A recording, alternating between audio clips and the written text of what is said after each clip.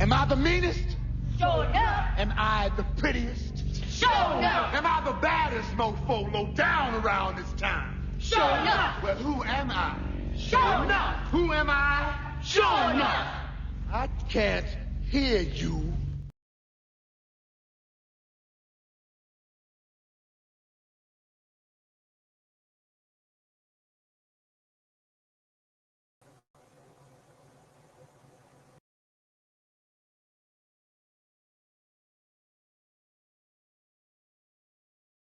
It means that we punched our ticket to go try to win the Super Bowl, and that's it.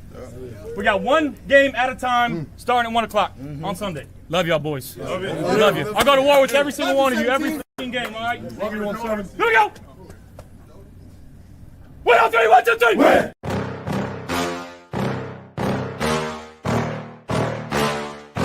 Yeah. Please tell me that I can't, that I won't, that I fail, that I'll never make it out, yeah. Please tell me all the bad, never good, fill my head full of every single doubt, yeah. Please say any negative thoughts, I pop off when I hear people say I cannot. I get off to the thought of proving everyone wrong, I won't stop to the top, so you better back off and get lost. I'ma stay loud, stay proud, never running out, never heading south. I'll be spreading out, call it word of mouth, can't put me down, I'll be getting loud. You can have me douse, not what I'm about, have your fucking cloud. It be raining now, I keep making sound, go another round, bitch I'm legend bound, can't stop me now. You don't wanna fuck with me, a slow burn like a disease. Just tell me that I can and I'll show you things that you couldn't believe. Just tell me that I can. Just tell me that I can. Just tell me that I can. Just tell me that I can. It's showtime. Welcome to Friday Night Lights on the Buffalo Fan Base Network. I'm your host, Tommy, to the highest degree to the TOP from the 313. And by my side is my main man, my toucan Sam, the one that was on a little vacation, Mr. Mikey. Welcome back. It is Friday night. Welcome, everybody. Welcome, everybody that's joining us on this Friday night. Man, Mikey, 2 weeks you've been gone. I have. Although God. it wasn't a vacation. I wish it was. That would have been way better than what I was actually doing. But True. Happy to be back. I've been itching to get back. I've caught some of the show the last 2 weeks. Yeah. Pieces of it. It's been weird watching a show that I'm normally on. It's kind of odd, But yeah, it was fun. It was a good time. I'm glad 3 hours. 3 hours just in time for last nothing week, to go by on. the way. We were on 3 hours last week, by the way. Unreal, man. Got a job. You can hear me, right? Got a real job. Yeah, I got you, brother. You can hear me? Okay. Seems like you were on a delay for some reason. All right. No, yeah, because you sped up. All right. Cool. All right. What was I going to tell you? I was going to go to. Oh, there is a new. I don't know if you noticed, but today I was watching my buddies again post podium. So was I. Yeah, there is a new chat feature. I still don't get it. I'll be honest with you. It's something, there's like a purple crown and there's like number 1, number 2, number 3. People can earn some kind of points. I'll be honest with you guys. I have no freaking idea what it is, what it does, or what it's about. Right? So if you ask me, I'm going to tell you, I have no idea. So we're not doing the rankings, right? It's YouTube generated, and I have no idea. Don't lie, Tommy. You're ranking people, and we're gonna put spin at the secretly. Bottom. Yeah, spin goes at last. By the way, last week people wanted to know. I did a poll: drums or flats. Drums did win the poll. I do have a poll tonight. No, yeah, drums won. Drums won. And I love drums. Oh, no way. Don't get me wrong. I like drums. Like, you can't go wrong with the chicken wing. But if I'm going to choose, I'm taking flats all day long. Really? Oh, I think spin ones. If you do it right, it pops up and becomes just like a little ball at the top and you just eat it. Yeah, no, I'm good. Give me the drum. I'm good with that. But I do have a poll tonight for everybody. And the poll is, are you concerned with Joey Bosa's early injury? Right now, it is yes 25%, no 75% for votes. Oh man, Okay. Callie, Woo, dude, Callie coming in for hot. Under 100 days bro, until kickoff. You know I got it. You know I got to hit you with a double. You know. Thank you very much.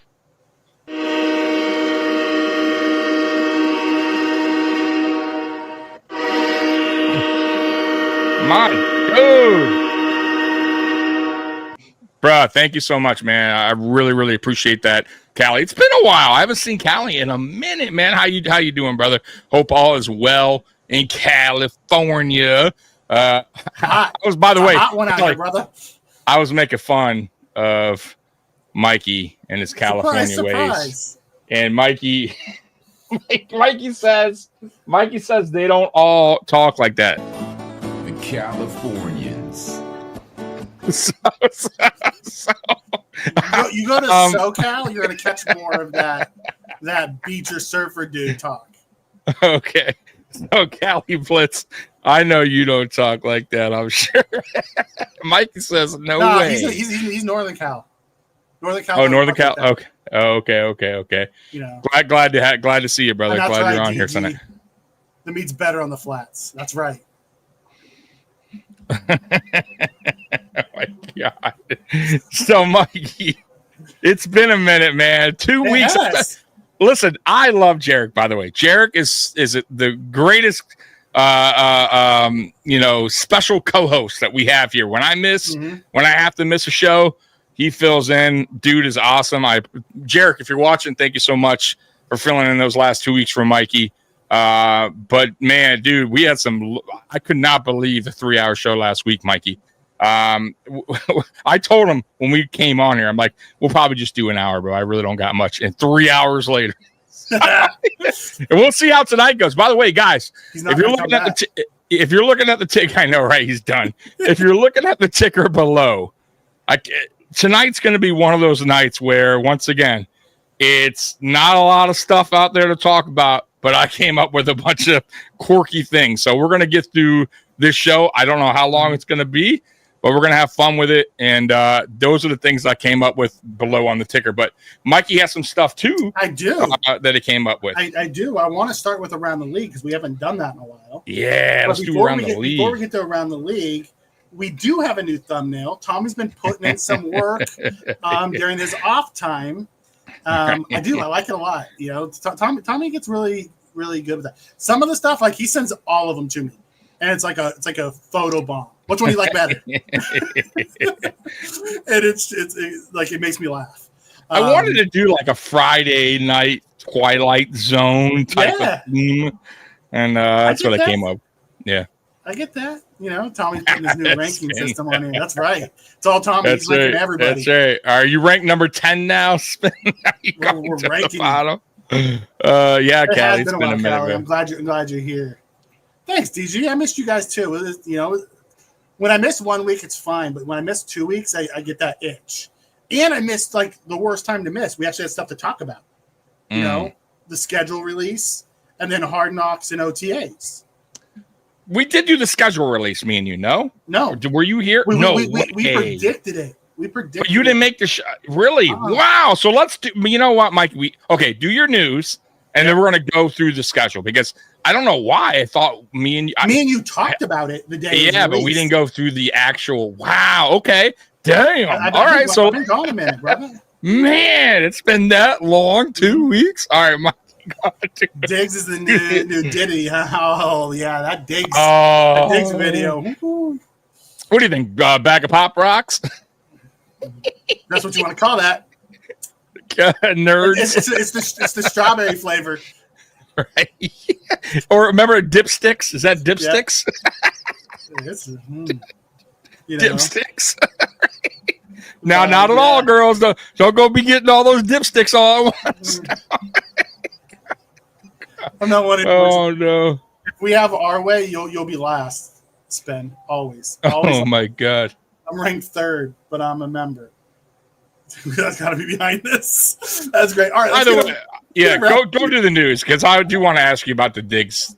We'll get to the Diggs thing, and then we'll get to but go for the right. go for it. 49ers are finalizing a deal for Eagles DN Huff. the former Jet Huff.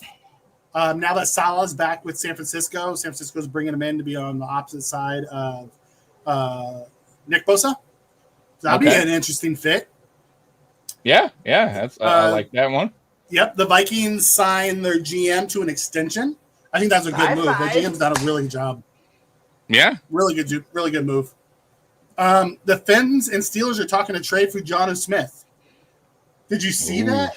The Steelers were talking about the second they traded Pickens. The report came out that they're trying to trade for another playmaker. How bad did they want to get rid of Pickens that they went straight to the media that we need another playmaker? But they don't even have a quarterback. You know who the playmaker is going to be. We all know it's going to be Lazard because man Rodgers is coming to town. Do you think? You really do? I think he's waiting until after the camp crap, after mini camp and all that. Mini camps and OTAs, and they're going to send him the book. Be there for training camp, and he's not doing all that other stuff. Makes sense. Yeah. I think it's a waste. I wouldn't. I would. You want to go with Mason Rudolph? Rodgers is better than Rudolph. Who cares? Listen. You're gonna get one. Either way. So for me, if I'm Pittsburgh, I know it sucks for Tomlin. You haven't really had like a losing season, but you need one because you need a good quarterback. You need to draft a quarterback. You need to get in the top 5. If he has a losing season, he's gone. I know, but in a way, if you're the owner, you're like, all right, we have a losing season. We can get a top 5 quarterback. Like, what can he do with the top 5? You know what I mean? Because let's be fair for Tomlin. Since Roethlisberger's been gone, it's been tough. No quarterback. Yeah. So you can't rely on Aaron. Because what's Aaron Rodgers going to do? 1 year, even if he somehow gets that team to the playoffs, so what? He's gone after that year. You're still going to need a quarterback. And then what? The next year, you're right back searching for quarterbacks. And you're not going to have a good draft pick because you made the playoffs. So for me, if I'm Pittsburgh and I'm the ownership, I'm not firing Tomlin, even if he has a losing year. I'm going to give him an opportunity to get a top quarterback, go into the next season. If you see no promise there, or they draft it back, whatever happens with the quarterback situation, then fine, you move on. But I just think it's a mistake if you get Rodgers. I think he's no help. There's no. It's not even a winning situation. Like, what would be? I guess I'll ask you, what would be the benefit of bringing in Rodgers? Like, because they're not going to win a Super Bowl, Rodgers. Let's be real. So what's the real benefit here for the Pittsburgh Steelers? Another year, Tomlin? They keep the, non-losing season streak alive. Like, he'll get them to the playoffs. So? That's nothing. There's been teams that got in the playoffs. Listen, no team tanks. No team does it. No, I'm not saying tank. Honestly, I don't think it's a Con or a Tomlin decision. I think it's coming from the owner because the owner keeps coming out saying, I'm going to give him more time. I think the owner wants Rodgers. I don't. That's what I'm saying, Mike. I don't get these owners that continue to do this whole, let's grab this veteran who's been around for 20 years and let's see if we can just get something. Guys, listen, it is what it is. Every team, I feel like, has to go through this, the ringer a season or two and draft, get into that top 5, draft a quarterback, and then you go from there. Like, every team is going to, like, eventually, like, LA is going to have to go through it, right? Like, you have to eventually get a young quarterback, and you can't keep playing that. Let's get this older quarterback. Well, Green Bay, smart, right? They draft them in the first round, let them sit for 3 years, 4 years, and then play them. But that's But that's a smart thing to do. Mm-hmm. I don't know. I just don't like that idea of getting older quarterbacks, like, to try to save your franchise. I just don't like that whole Tom Brady thing. That's it. There's only one guy to do it. He won a Super Bowl. That's it. Don't like these NFL GMs that think that's going to happen again. They're just it's craziness. Like Kurt Warner, who was aging at that time. Arizona took him. Granted, he was the one guy too. Got that older quarterback. Got team Super Bowl. But come on, from Kurt Warner to Tom Brady. I mean, it's a far stretch, bro. Hall of Fame. You got to be Hall of Fame. And I'm not saying Roger can't do it, but not with that team. Not with that. And it's still rare. I also believe they made the mistake last year going with Russ over Fields. I think they would have been better off letting Fields play and then hope that he turned into something. which leads me Absolutely. to my next one. Is Fields comes out and says, "I think I can be great with the Jets." Has he not taken a look Right. at history? Right. You're right. Has he not seen what the Jets have done over the last 20-something years? No, Fields. Like that's you probably landed in the worst. Now I don't know that. I history says it's the worst place to go to, but maybe with the new coaching and stuff, maybe I'm wrong. Maybe they turn it around, but I don't know about that. But you're right. I think if I was Tomlin last year, and I said it multiple times, I don't know if I necessarily would have started Fields, but I definitely would have been more. I would have played them both in games. Like I would have mixed and matched. Who cares? Like I would have been more creative with both quarterbacks. You know what I mean? Because they both brought something different to the table. Mm-hmm. So who cares? What's the worst that was going to happen? Well, Hurt his feelings. Like, who cares? Yeah, here's my take, because they were both on 1-year deals, so it didn't really Right. matter. And I understood Tomlin, said, "Okay, Russ is our starter," and when he came back, he started him fine. But down the stretch, Russ wasn't getting it done. No, he was cooling down. They should have switched back to Fields to give him a chance. When you saw that Russ wasn't able to do it at that point, like, what are we doing? That's what I mean. Or at least put him in the offense more. Mm-hmm. And then if Fields was out there, let's say you saw Fields actually playing better, the team rallying more behind him when he was on the field. Okay, then you lean more towards Fields, or you start Fields the next game. You know what I mean? Like, well, like you weren't going to hurt his Russell Wilson's feelings, and if you did, who cares? He's gone anyway. So, I thought that was a big mistake by Tomlin last year. Big mistake, like you said, young player in Fields. Now he's gone. You could have probably signed him to a cheapie. Exactly. Ugh. But it is what it is. Yeah, we'll see. Happy Friday, Jessica. Welcome.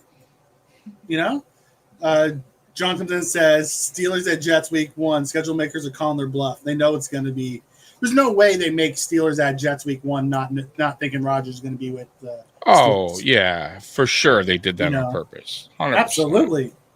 The Jets' only hope is that Glenn's going to be the McDermott. What? Clinch up in the clutch?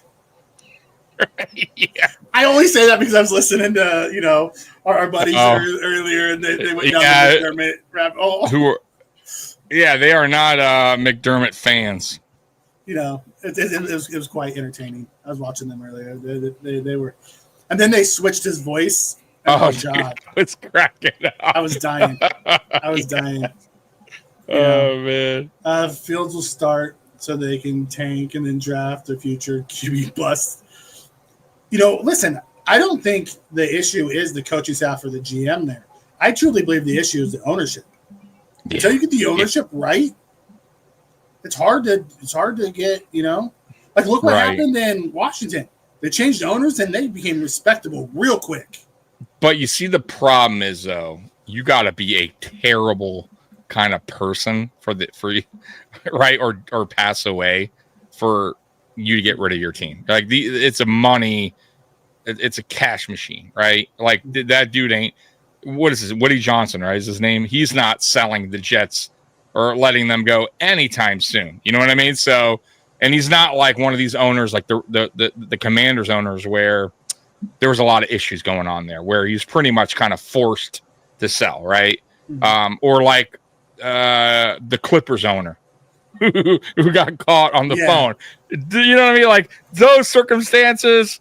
Yeah, what was her name? The Reds owner. The lady who was racist, right? Like you got like those, yeah, like sport.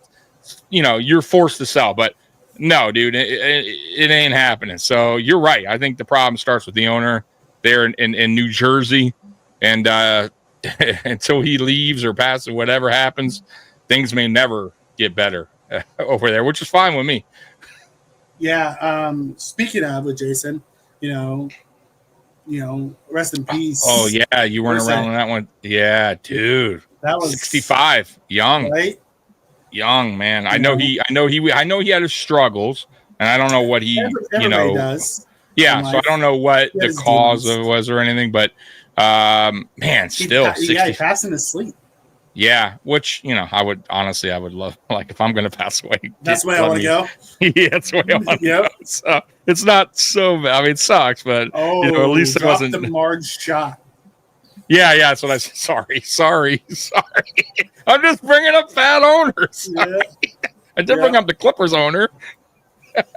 Yeah, for the Colts, Jim's daughters are taking the reins. Okay, that's good. But see, here's the problem, though, when it comes to that. And I'm not saying it's always a problem, but I've noticed, not all the time, but many occasions, when the owners pass away and their daughter or their son take over, a lot of the time they're not really truly invested in the team.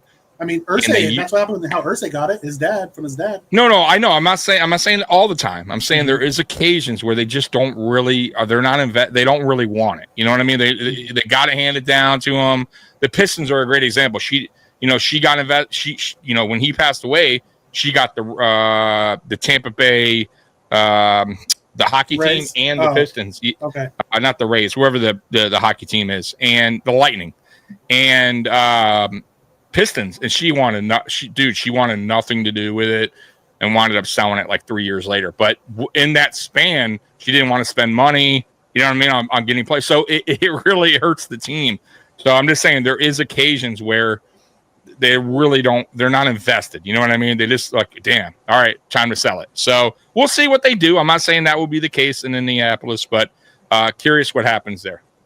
Yeah. I was thinking they'll probably make it that anyone who buys the franchise has to come in, has enough income. Yeah, they've changed how they're doing them now. Like the people who bought them have money. Like after the whole Cincinnati thing. But Jim's daughter, one of his daughters was very much involved. Okay, so then that's good. So they may keep it, and because she was really involved, she was doing things like down in the operations level, also learning how all stuff goes, and was like on the sidelines and things like that. Learning the game and things. Now, so we'll have to see. Yeah, the Lakers. Remember the Lakers owner, the daughter. Remember, Bus. The daughter take over, and she did good. So yeah, exactly. So it just depends. I'm not saying it's that way every time. I'm just saying sometimes it can be a bad thing, because if they're not invested, then or they don't know much about how it works, then it could really backfire. Yeah, until they sell the team. That is. Yeah, and Jessica says it here too. He's been grooming his daughters for a while for that, and I think it's awesome. If they really like it and they love it, I mean, I think it's great. It's a legacy thing. It went back from his dad. His dad was the one that left Baltimore, so, but it is a tough loss, Yeah, that's crazy. That was out of nowhere, man. Okay, so let's hit the most interesting man in the chat. All right. Mr. Polton, hello. Me and Mikey. Yep. I'm getting ready for my big Special Olympics summer games next Friday through Sunday, where I'm going to run the 200-meter dash. Dang. Nice. 5 a.m.? Woo. Nope. I ain't doing that. I ain't running anywhere at 5 a.m. Yeah. Good luck, though, man. I hope you finish in first, or at least top 3. Bring home those medals or trophies. Yeah. Because I don't get it. If you didn't want anything to do with it, hire a president to do it for you. Yeah, but some just want nothing to at all. They just want to walk away with the money and be done with it. Yeah. And there is it's happened and plenty. So I'm not saying that's going to be the case. Clearly, you said she's involved, so she's probably going to hire the right people to help her out, and they'll be fine. John, you kind of called it here. The quarterback competitions. There are quarterback competitions this year with organizations. You don't usually see. We got 4. The Saints, Colts, Browns, and Giants all have QB competitions. You know who's not on that list? Buffalo. Yeah, I would sure hope so. But for a lot of years, we were. Yeah, I would surely hope so. I still think I still don't understand what the Browns were thinking in the draft. I don't understand the draft picks. Like the 2 quarterbacks. I just don't get it. You know what I mean? It's just it was an odd. I don't think they had a bad draft. I just don't understand why the two quarterbacks there. I just don't get it. Nice, Mr. Fulton. next Saturday's anniversary when he talked about how he got involved in Special Olympics. That's awesome. Oh, look at you. All right, buddy. Yeah. Mikey, come on, man. We do have a quarterback.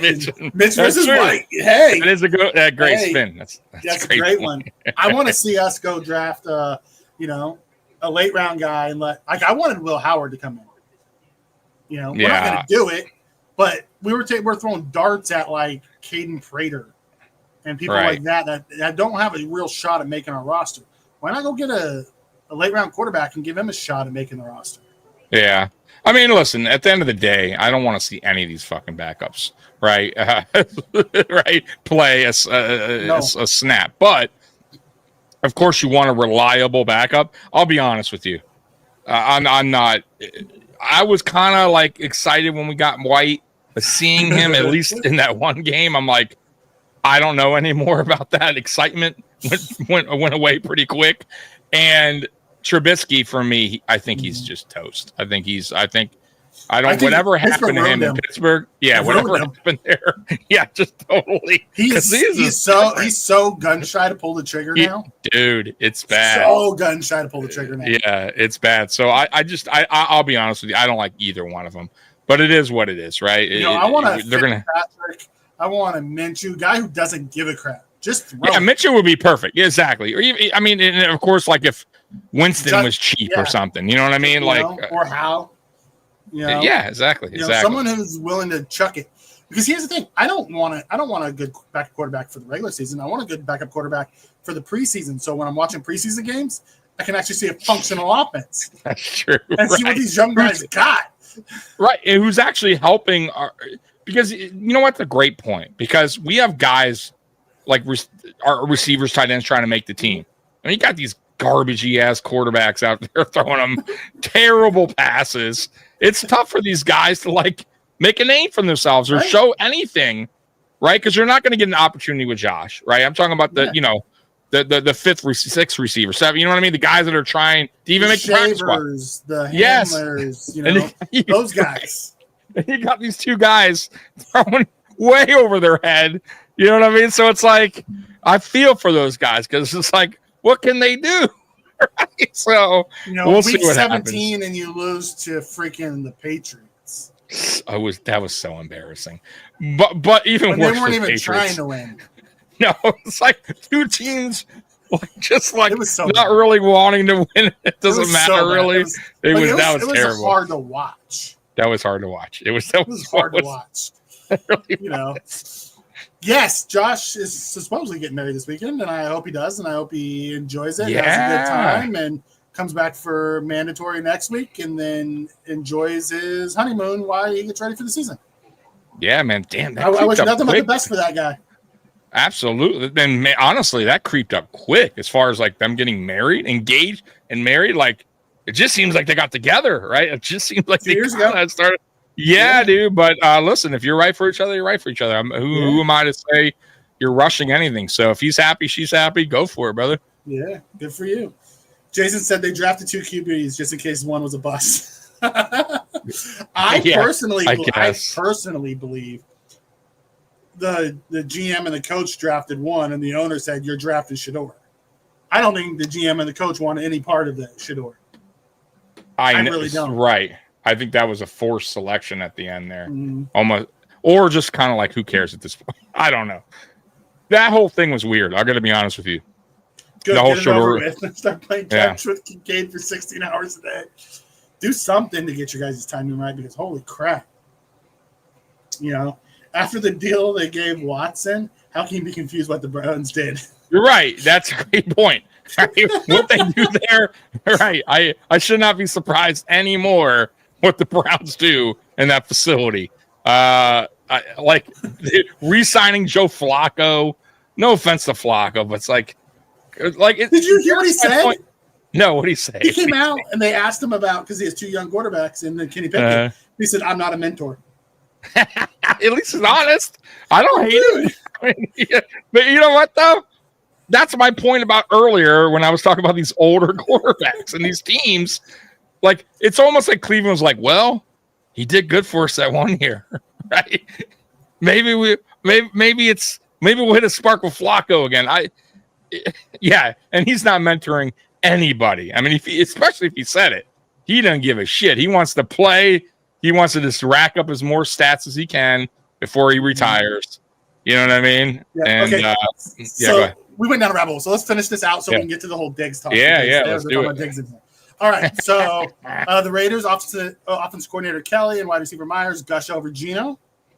Geno seems to be fitting in quite well with the Raiders. It's gonna be a new look Raiders, man, with Pete Carroll and Geno and the functional actual front office. You know, good for the Raiders. You know, maybe they'll put some pressure on the West, and it won't be such a cakewalk for the Chiefs. Caleb Williams comes out and makes it clear he wanted to be a Bear. I guess there was a rumor saying he didn't want to be a Bear before the draft. Yes, you said where that's, or I heard that's where quarterbacks die, or something like that. He said. Hill hopes to prove to Finns that he's still one of them number ones. Oh, and did you see his video? Yes. F the Bills and this dumbass fan base. By the way, it won't be the first time. It won't be the first or the last that we hear a stupid Dolphin player say that. Listen, if you're a diehard Bills fan, old school, old head like me, like Mikey, like some of these people in the chat tonight, bro, we've been hearing stupid Dolphin players say this since the 90s. Brian Cox flicking us off, right? Like, it's a rivalry, and I don't mind it. Cool. Deion Dawkins hates Jets players. He hates the Jets. So it's gonna happen. It's all good. I honestly I love that. I'm not even mad about it. I'm not even mad at it. The Jets. I do. Oh, me too. I hate the Jets too, but I hate the Dolphins the most. But like I said, I don't mind that talk. Like it doesn't affect. Like it doesn't bother me. It may bother some people. I'm not saying it bothers you or anything, but I don't mind it. I really don't. Like, speak your mind. You don't like the Bills. You don't like the fans. Go ahead. You're just gonna get booed louder. It gets more to the game when we play them. Like, gives more juice to the game. Cool. Yeah, and then the last one leads into the whole Diggs topic. Vrabel stresses decision making amid Diggs' viral video. So here's also something. I was watching. I caught a clip on X earlier today. It was talking about one of the beat reporters for the Patriots came on and said that, "Do you think Diggs could get released?" And he said, "I hope he doesn't, but there's rumblings that he may before the season even gets started because it's not just the boat thing. I guess something else is going on." Oh, see, I didn't know about that. Like, I don't pay attention to what's going on in New England, but that's wild to think about. Right. It is. And once again, though, there can't really, it's a video. You can't really prove what was there. I think most of us might be guessing what it is. Doesn't mean it is, right? Could be anything. But either way, it looks bad. And obviously they're going to sprinkle in the OTA thing, even though it's not mandatory, but this is how it works, right? So if you're doing something and then fans are like, why aren't you at OTAs and you're doing this? I'm like, shit, like, of course it's, and you're new to the team, right? And you got a new coaching staff in there. It's not the greatest look. So I get it. But at the end of the day, there's no proof whatever he was handing out of what that was. So the worst, I highly doubt he gets caught. Now, I don't know what the other thing he is that you're talking about or whatever happened. But I doubt it. Like unless they find proof, unless they investigate, right? And they're like, oh, Diggs is really nothing's going to happen unless I don't think so either. Positive and they test him when he gets back. Exactly. The best Dames forecast says they scared of New England already. No one's scared of New England. No, what are you talking about? Yeah, you should this know. This is the Brady Patriots, all right? right. You gotta. I said this last week, and I'll say it. Actually, not even last week. I've been saying this since last year. I think the Patriots are doing things the right way, unlike the other two teams in our division, the Jets and the Dolphins. And yeah, I think that in time you guys will be a good rivalry. But right now you have a little bit to go. You know what I mean? And we don't talk trash. We just kind of keep it real. As real as can be, and you got a little bit to go, and that's okay. There's nothing wrong with that. You got a new coaching staff, you got new players, you got a young quarterback, but you're doing it the right way, and that's a good sign if you're a Patriots fan. So, but you're not there yet. You know what I mean? To where we're like competing with, where we're like, oh, do you have a real chance of winning the East? I just don't see it this year. But do you have a real chance of being in second place?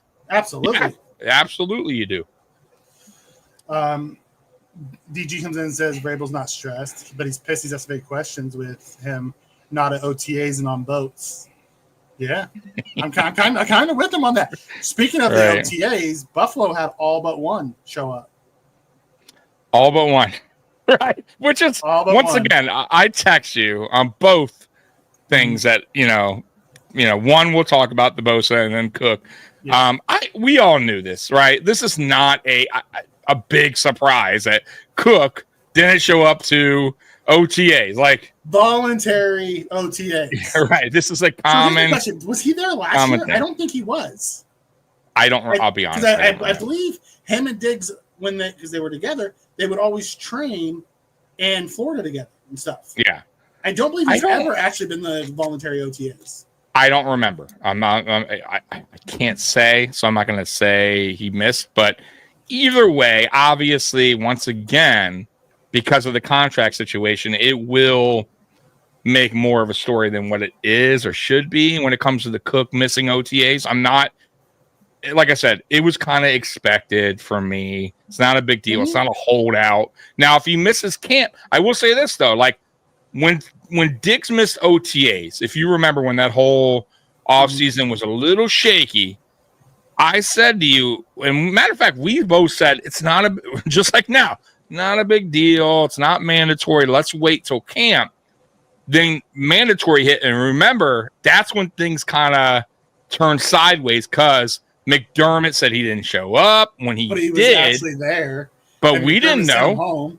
Right. Yeah. But as podcasters, as people that are just whatever, even outside fans are like, okay, you know what? Now it's on. Diggs don't want to be there. He misses now he's missing mandatory. So of course it made it more of it. So I will say this: if Cook misses mandatory, then it will become a real talkable story. And of course mandatory. Yeah, I think it will. I don't think so. I think he's gonna miss mandatory. So? Here's the thing, because it's a couple days. I think he misses mandatory. It's gonna be a couple days. He's gonna take the small fine, and then he'll show up for camp, and he's gonna hold in. Here's what's gonna happen though. Possible. He's got backups who can play. Absolutely, he does. We'll fuck around and find out real quick. I don't think he misses, man, Mikey. You know why? I'll tell you why. He seems like a very confident guy in what he thinks his salary should be and what he feels that he is deserved. I think he's going to want to be at his best this season. He's going to want to ball out, and he's going to want to test the market because I don't think Beane's going to give him what he wants. And the only way to do that is yeah, but I'm saying the only way to do that is to ball out, right? And if you're missing camp early on, you're not. I'm just saying it's not really. It's just not good. I don't think he misses camp. I think he shows up to mandatory. I think he does his thing this season. Now I don't know if I'll say this. I think he does better on the ground as far as yards, rushing yards, but I don't think he matches what he did touchdowns. No. Yeah. Because last year he busted a lot of long ones. Yeah. Well, even short ones. Even we weren't, which was we didn't really do that often over the last, previous seasons where we handed the ball off to a running back. It was mainly Josh Allen, right? And last year was a little bit different where they were trusting Cook for those 5-yard, it wasn't right? Just Cook. It was Cook. It was no, I know, but I'm just saying, like the running backs, we weren't. We didn't really do that prior season. So, of course, they benefited from that compared to previous seasons. So, I could be wrong. Maybe he does match it. But if he does and he gets better yards on the ground, then hey, maybe he will get what he wants. I just don't think it'll be in Buffalo. As Spen comes in and says, last year our running backs had the second most yards before contact. And here's the thing. And here's why I don't think he's going to get his contract. there's 3 guys next year up for extensions. Yeah. Cook, McGovern, and Torrance. Mm-hmm. All going to want around that $15 million a year. If you had to sign 2 of the 3, who are you signing? Right. I ain't Cook. It's your two linemen, right? It's going to be McGovern and Torrance. Yeah. So to keep that massive line together. It ain't, like I said, it ain't Cook. You know what's crazy? I was kind of, because you said you were in the post podium and they were talking about the Cook contract. I don't know if you were there at that time, but so listen, everyone wants to make this out to be, or at least a lot of people want to make this out to be like, oh, Bean doesn't want to, it's a Buffalo thing, or Bean doesn't want to pay a running back or whatever.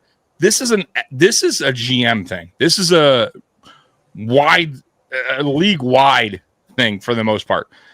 Going back even in Buffalo Bills history of running backs, after Thurman Thomas, it's been 3 to 4 years max, and we recycle.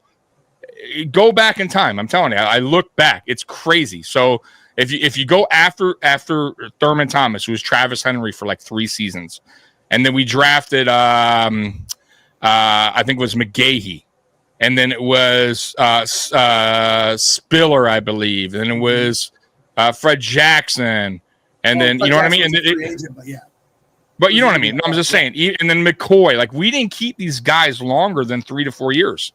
Yeah. It's beast mode. Like we just 3 years, 2-3 years, 4 years, the most. And they just go recycle again, go through the draft or get a free agent, sign it for a couple years, or get it. McCoy, 2-3 years. Okay, now we're done with McCoy. They're all smart decisions. Think about McCoy. McCoy, great. We got him, trade. He worked out, but he was diminishing at the end. Time to let him go. Time to move on. Then we move on. We got Singletary. He was fine. Then we got James Cook. Even better. Guys, it's the way it works. It's the NFL. Like this is how GMs look at most running backs, as they got a shelf life. 4 years is about where they're good at. 5 is really pushing it. Unless you're the super duper elite running back, which there's not a lot of them, then you go and you just reset the running back position. And it worked. Honestly, it's worked out for Buffalo. And I feel work out for Buffalo. It's going to continue to work out. $15 million a year. It's just not going to happen. He's not. Correct. Derrick Henry just got 15. Right. You know, I'm sorry, James. It ain't going to happen, brother. Especially knowing we have to pay Torrance and possibly McGovern. And McGovern, as Spence says, has already come out and said, I took a pay cut to come to Buffalo. I'm not looking at, at some point he has to stop looking at, like, let me find the right spot and say, I need my big contract to set my family up. And exactly. Play the business versus the loyalty. Exactly. And guys, let's be honest. It all starts in the trenches. For as much as we don't think, they always say, oh, the offensive line, it's not a sexy draft pick. When the draft comes out, oh, boring pick. But those are but that's what makes your team go. That, like, if you got a great or good to great offensive line, your running backs look so much better. Your quarterbacks have so much more time. They look better. Like, who cares? Like, if you have a weak offensive line and great running back, who gives a shit? Or a good, who cares? Because they're not going to be that. They're not going to look great or good. They're going to be okay. So I much rather pay an Osiris Torrance who hasn't even reached the ceiling yet. Who is a staple on that offensive line. A McGovern who has done really well at center. I'd much rather pay the guys up front to protect Josh Allen and run block for future and create the holes for Ray Davis or whoever we draft next. Yeah, because we're going to draft somebody next year. Absolutely. We have Ray Davis who's going to step into RB1.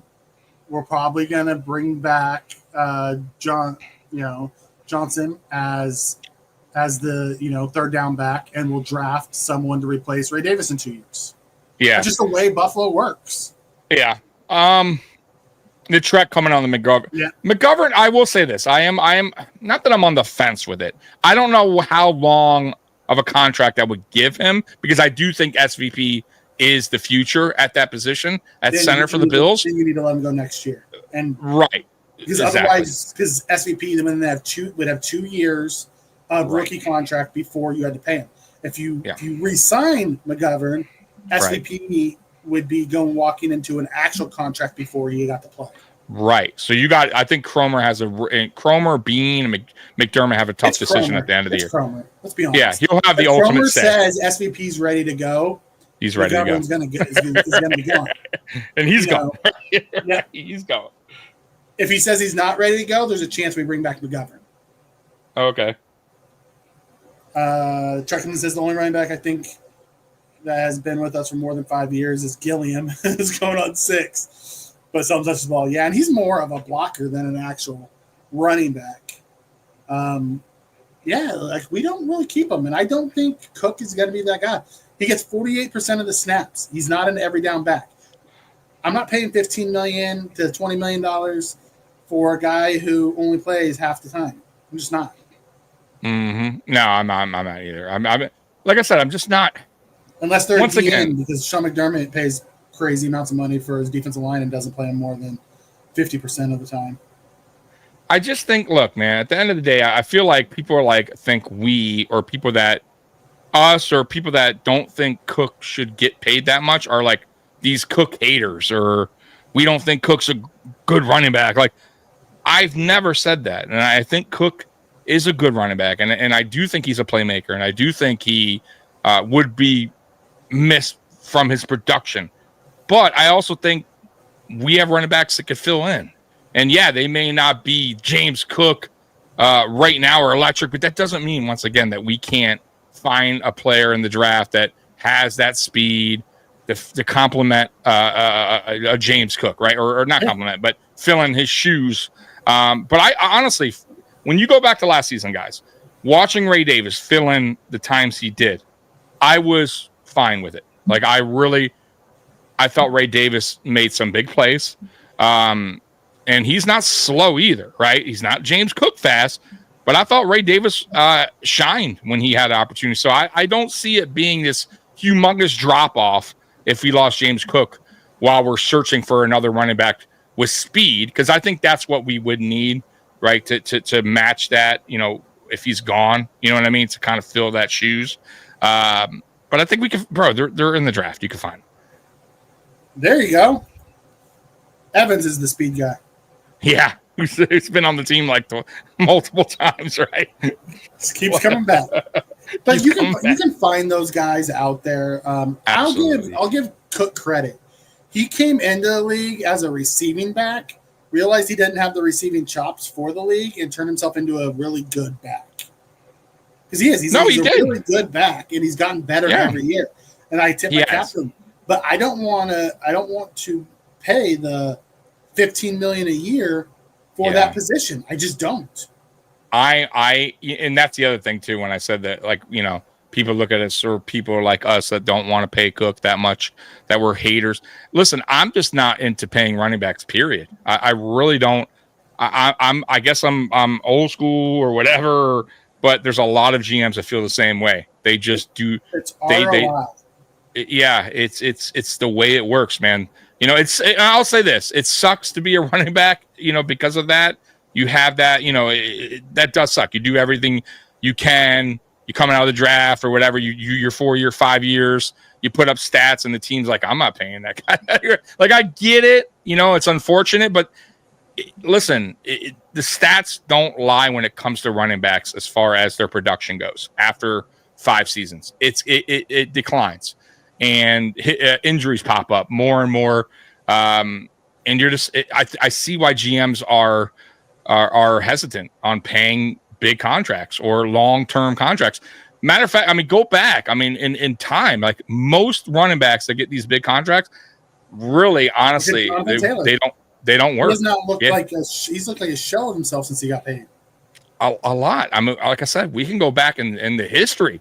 There's a few. Listen, I'm not saying every running back, outside of Derrick Henry, but McCaffrey's had injuries and missed seasons. Saquon's had injuries and missed seasons. They don't make him like they made him with LT and those type of guys back in the day. Right. They're just not made that way anymore. Right. No, they're not. They're not. Those guys aren't playing running back anymore. They're not playing wide receiver. and or quarterback or playing a different sport. You know, they just. I think the value has gone higher. I think GMs maybe now are. Yeah, with the running backs, Gibbs and some of those guys that have come out. The Bijans and those type like Genty went high this year in the draft. That's what I mean. I think that value there.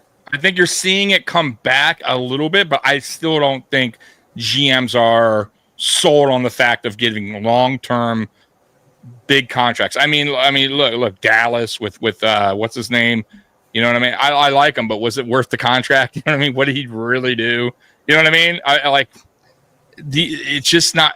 I know it sucks as a fan. You want these guys to stay around, but man, ultimately you're the same.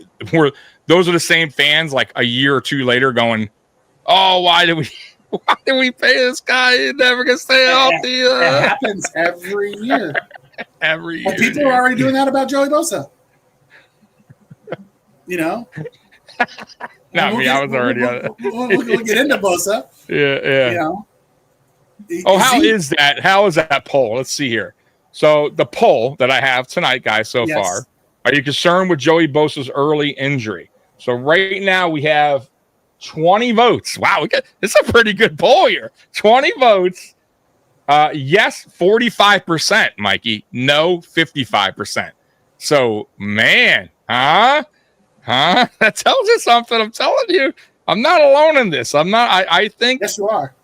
They're still leaning my side. They're still leaning, but it's close. It's Team close. Tommy versus Team Mikey.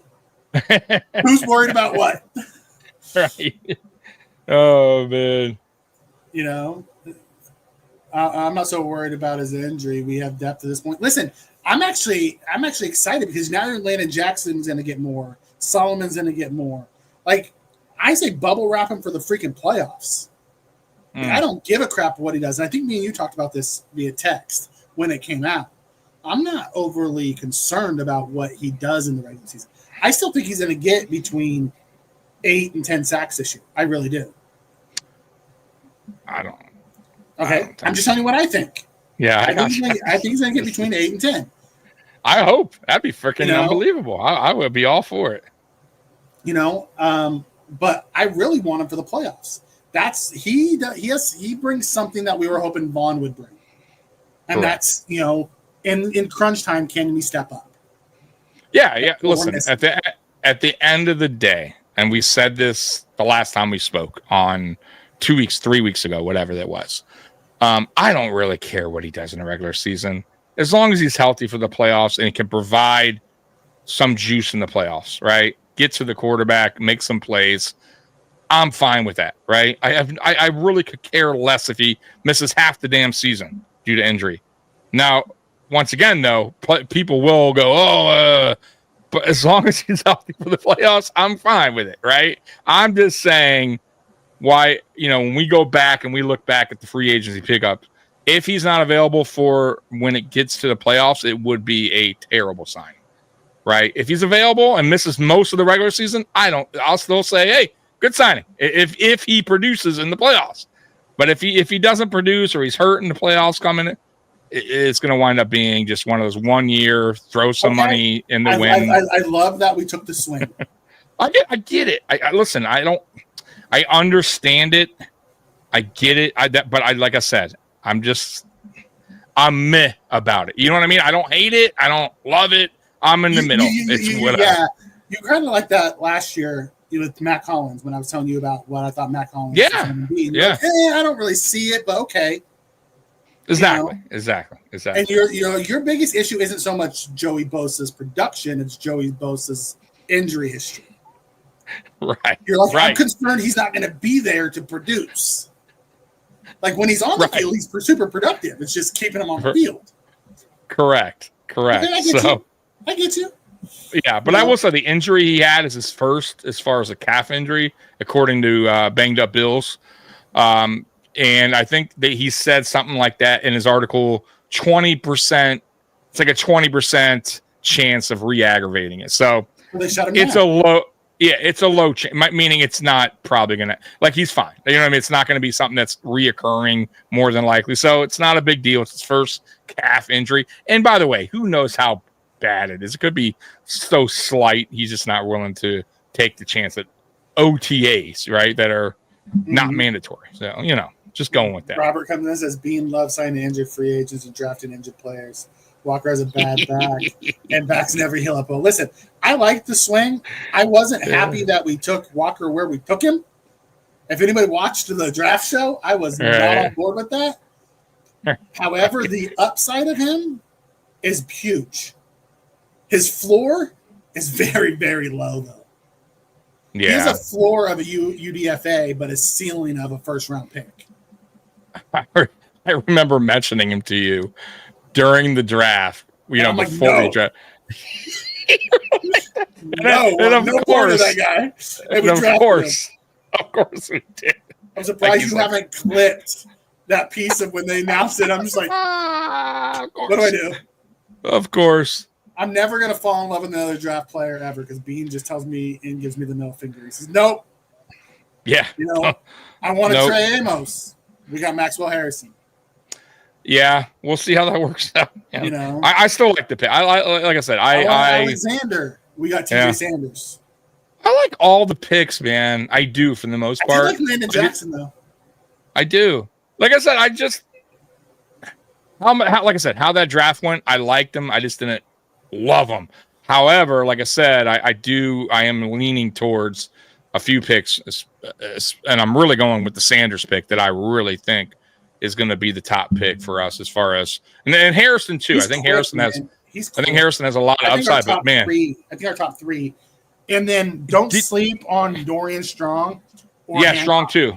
Yeah, them too. But did you see? I don't know if you saw little clips of the OTAs of Sanders and the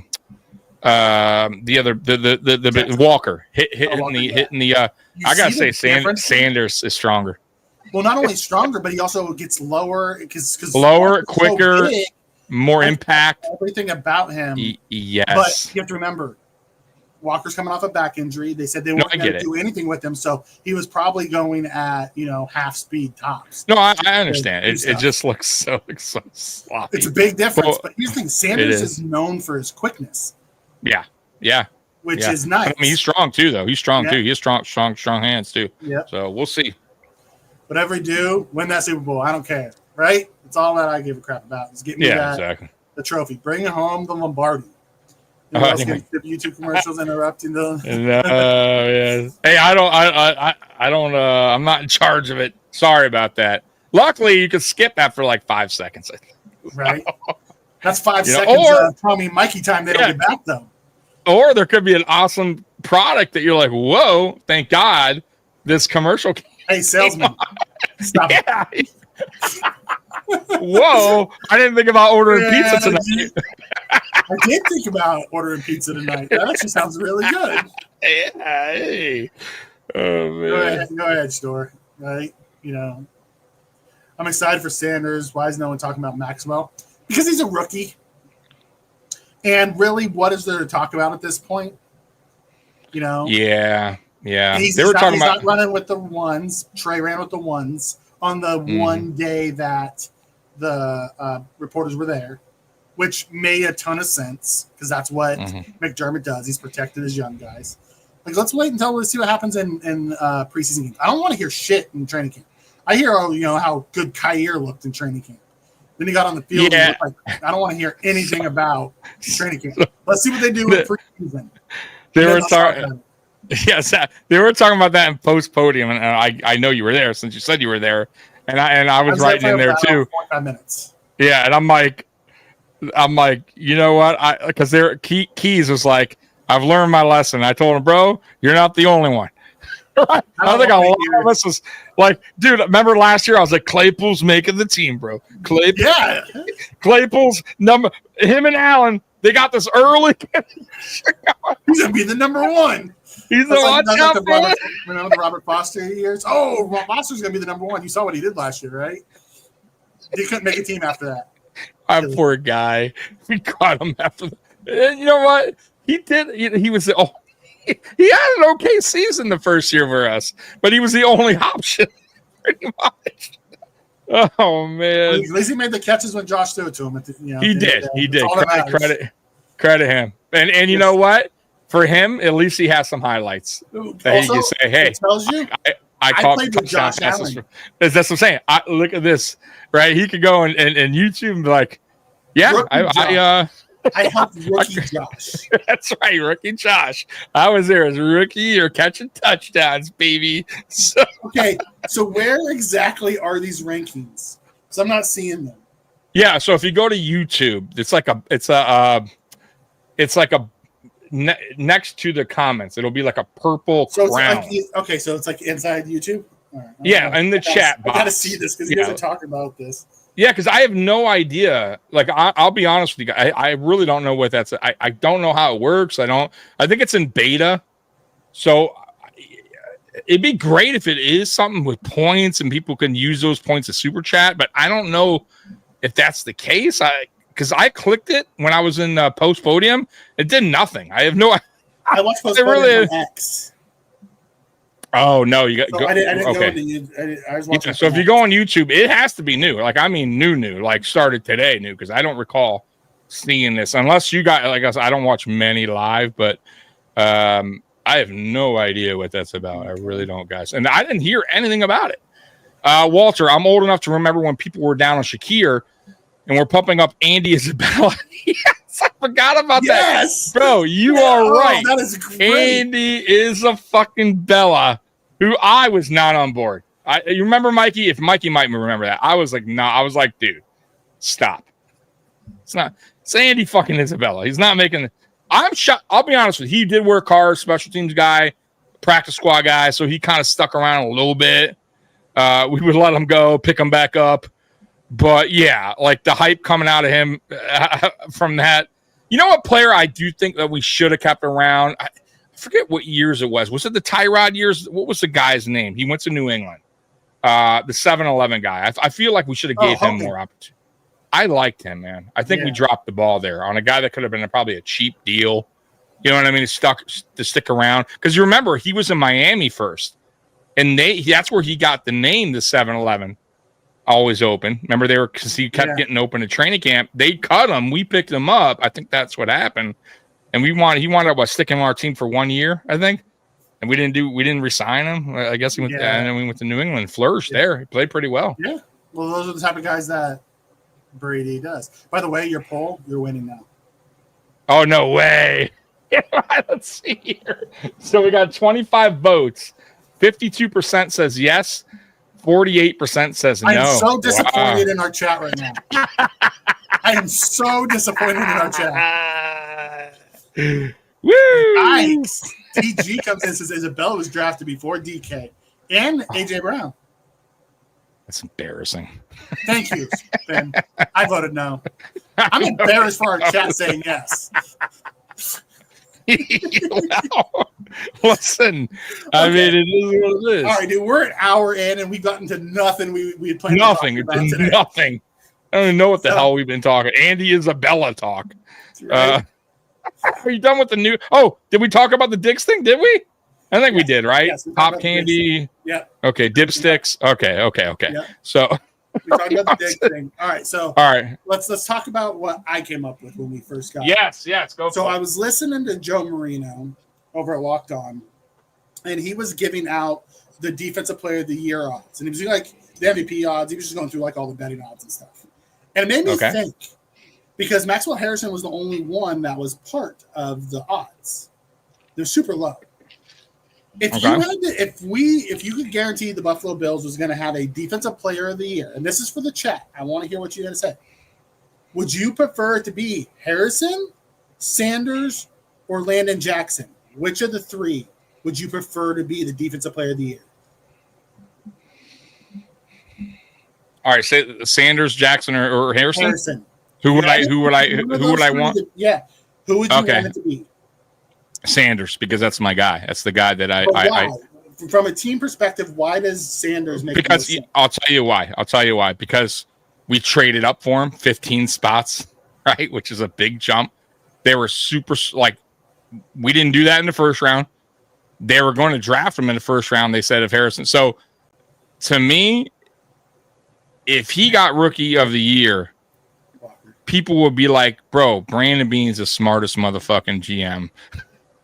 Right. For taking a chance 15 spots up when a lot of people, including myself, I'm not going to lie, including myself, was like, why would you trade up 15 spots for TJ Sanders when he probably could have been there, or when you were drafting? I don't think he was going to be there when we drafted. Well, I'm just saying, like some people do, and not only that, when you needed a one tech, like we all thought we were going to go one tech there. Why not trade up? Like I'm just saying, like I don't think any of us had him trading up to get TJ Sanders at that selection. So if TJ Sanders won defensive rookie of the year, that I'm just telling you, like everyone would be like, bro, wow, we were wrong. Because I don't think anyone, and I could be wrong, but everyone I heard, there's not one person was like, that was a brilliant trade up to get TJ Sanders.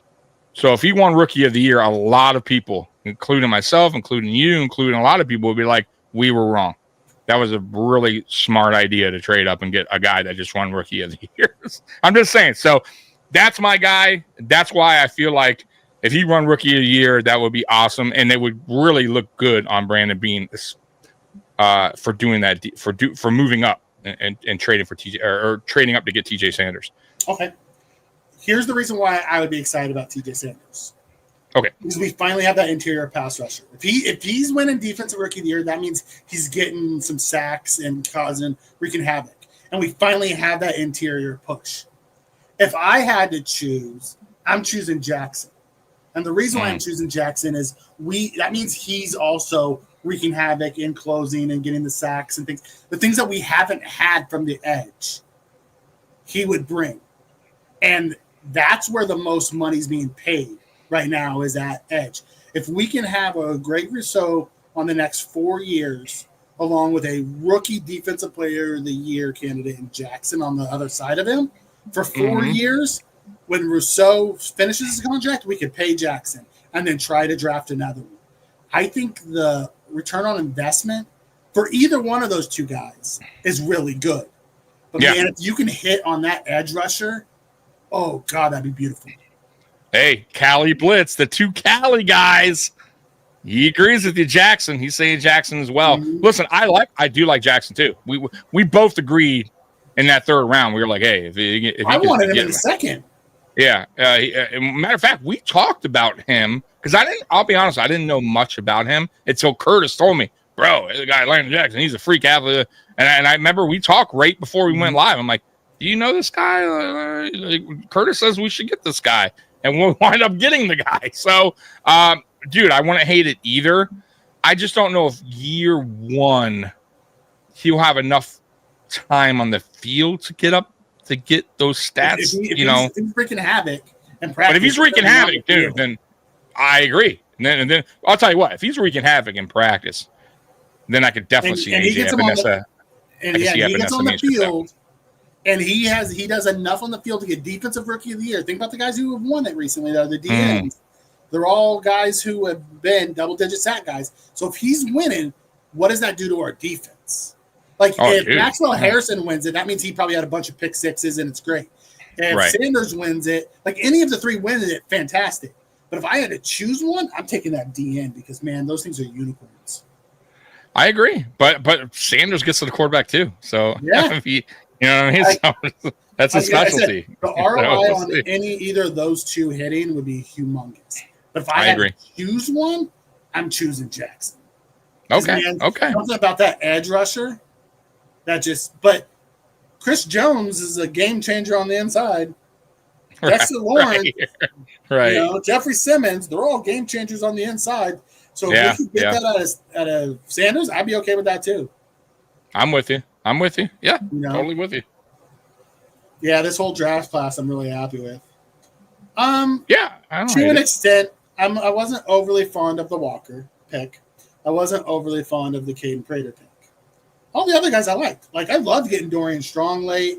I love Hancock and his flexibility. I don't think he's going to ever be an elite starter, but he's going to be one of those jack of all trades, master of none type of guys that's going to push a Cam Lewis off the roster. I think better version Walker, of Cam. when it comes to Walker, I Such think a high ceiling. he's the biggest question mark with the high ceiling. Yeah. Because he could be one of those players that just fades right out of the league. You know what I mean? That you just really, he didn't do shit and he just quietly leaves. Or he could be a player that gets healthy, gets better at his craft, and becomes a player that's a beast, right? In the middle. So we'll see when it comes to him. But the things I kind of, back injuries for a guy that big is never good, I will say. It took Spencer Brown a couple years to get his back right, if you remember. It took a minute. It wasn't like right away. Like it took 2 years for him to actually get going. But when he did, Spencer Brown finally was able to play to practice best to his ability and get with Cromer and everything worked out. So hopefully for him, for Walker, he can get his back right, whatever's going on there, and he can get the one-on-ones early on and get better at his craft. You know what I mean? Because if he does, then yeah, the dude, he has a high ceiling. You know what I mean? But if that back is a lingering problem for him and a guy that big, it wouldn't surprise me, then he could be one of those players that just kind of fade away. You know what I mean? Yeah. And that's how I see it. He has a super high ceiling. He does. Yeah. But man, his floor is so low because you don't know what you're going to get. And I'm with Walter. I understand this, and that's why I thought this was a good topic. What makes more sense? Where do you want that ROI to come from? The interior rush or the, exterior rush. I want both of them because I have a feeling if Sanders does get that interior rush, it's going to push him out to Bosa and Groot, who's going to be able to get those sacks. It's going to help the exterior guys. So I'm with you on that. That totally makes sense to me. Yeah. Yeah. Chuck, and that's what I'm talking about. Rather than taking a flyer on a late round receiver who's probably not going to make this team, go get a traitsy QB that could have been something, that could have pushed, Trubisky and Mike White, that we would have had cost control for 4 years. Instead, we wanted to sign him as a UDFA, and he signed with Green Bay instead. Okay. Bean's going to, I'm going to root for the guys that he ends up picking. I just need to stop, falling in love with players because we never get the guys that I want. Oh, man. Steroid guy. Is that going to be like his name? We have the guy. We have this. Oh, we have Jones, Oliver, Sanders, Walker, steroid guy. Ogen. Jesus. Yeah. Get the jersey that says steroid guy in the back. No. Mikey says he's not for that, pal. I'm not even sure of the steroids. Mikey, did I talk to you? I think it was Jarek last week we were talking about. Listen, the end of the day, you're a pro athlete. I don't care what sport you're in, baseball, basketball, whatever, football. You should be super concerned about what you are taking because one, it's costing you money, big money. These are professional athletes getting paid a lot of money. I don't care where you're at, as far as in the depth goes, you're getting more than the average individual. And if it's me, and of course you figure these players would learn by now, right? We're in 2025. Go to the team doctor, wherever, the team physician, the team whatever, the team trainers. Is this because you know what? If they take and they go, yup, you're good. That's good. Great. Good. Take it. And they fail, they can always go, you know what? I talked to the team doctor. I talked to the team physician. They said it was good. You know what? Then people like me, fans, what can we say? Hey, the Bills training staff said, yes, take it. And he failed. That falls back onto the Bills, not the player. Then I'm cool with it. But, bro, hiring these like outside trainers, I trusted him. He said it was good. Bro, what are you doing? Like, stop. You can't do that no more. I've known this guy since college. I don't give a shit. Stop. Don't do it. But they continue to. And that's why I feel like these players know what they're doing. Like, they know that they probably shouldn't be taking what they're taking, whether they think it's a steroid or PD, whatever PD. It's a risk. It's a high risk that you shouldn't be taking as an athlete. And they continue to do it, Mikey. So, yeah, I don't feel sorry for these guys at all. I don't feel sorry for them at all either. Yeah. I'm just not going to call them steroid guy. That's all. No, So the question is, that's the whole problem. My whole point I was supposed to think before you went on your diatribe. Steroid guy. All right, go ahead. Who gets traded or cut out of them? Well, it's going to be 5 because Ogunjobi's not going to be there. Or if you really want to call him that, SG's not going to be there. So it's going to be Jones, Oliver, Sanders, Walker. That is their nickname. I like SG, actually. So who gets cut or traded from this group? It's like BS. SG. SG, baby. So tell me, how many I don't think Carter gets cut. I think they like Carter. Last year, he's not going anywhere. No, that's what I'm saying. I don't think Carter's going anywhere. Steroid guy. Sorry, SG. He's suspended, so he's not even going to be part of it. Right, and they're not even losing anything on it. Like, it's actually turned out to be a good thing, I guess, somehow.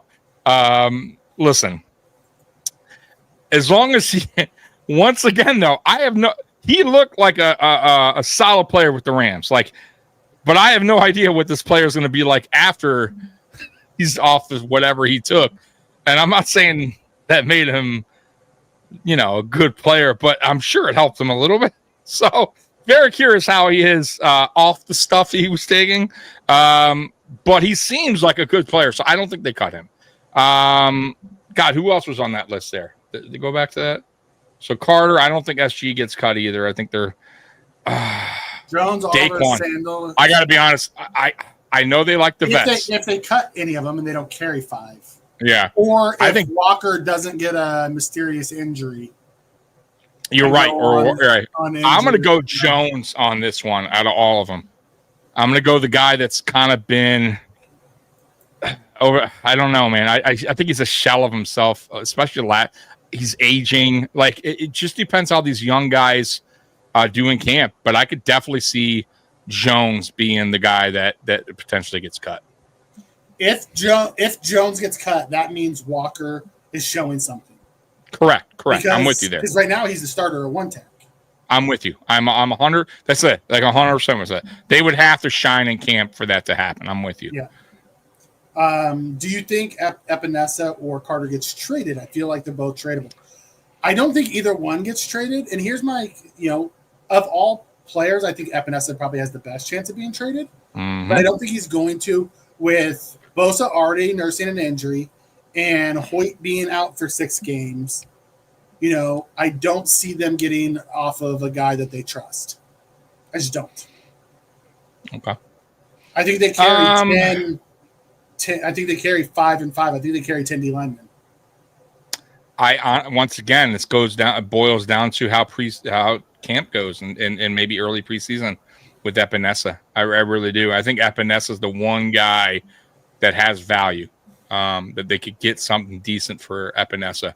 I could see another team seeing the value in getting a younger player who has, he's shown that he could be effective out there on the field. So I definitely think Epinesa would be a target piece if those players are playing at a high, if they feel comfortable with the players they got on the field and getting rid of Epinesa. Why not? To me, I always say, man, do it while you can. Because the thing is, if Epinesa doesn't get a lot of playing time this year or doesn't get a lot of snaps, then you kind of lose. Now you're losing his value. You're like the value's going a little lower. He's already gone because he's on a 1-year deal. It's right. He's on his last year. You're right. Yeah. I forgot about that. So to me, I honestly, you could still trade him during the deadline. You don't necessarily need to trade him during camp or preseason. I don't think that'll happen. I think we're going to carry 10, and then by deadline we're going to be moving. Either we're going to have someone that gets hurt, and they're going to move to IR and bring those other 2 guys back. That makes sense. Or we're going to move one of them. That makes sense. Yep. I really do think that. I'm with you. It'll be interesting to see. I think we should move on from Carter. 2nd-round pick or 3rd-round pick, they're not moving on in year 2. It's not going to happen. Yeah, I don't see it either. Yeah. I think Jones will be cut when SG comes back. They're all 3 techs, though. That's the problem. But that's what they want. They want pass rushers, interior penetrators. They don't want the big fatties to stop the run. Right. Yep. I'm with you. That's going to be the trade deadline. Yep. I'm with you on that. We got Super Chat. Oh. Thank you very much.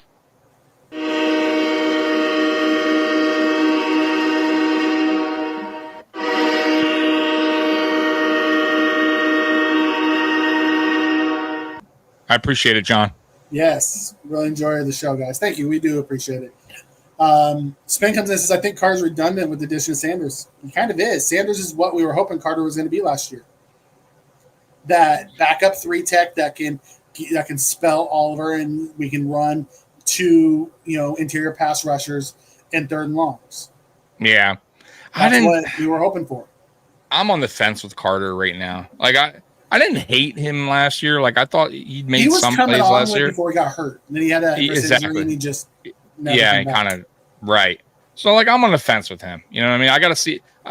It's too early in his career for me to swing one way or the other as far as getting rid of him or not. So, and I feel like that's what Brandon Beane's at with him right now.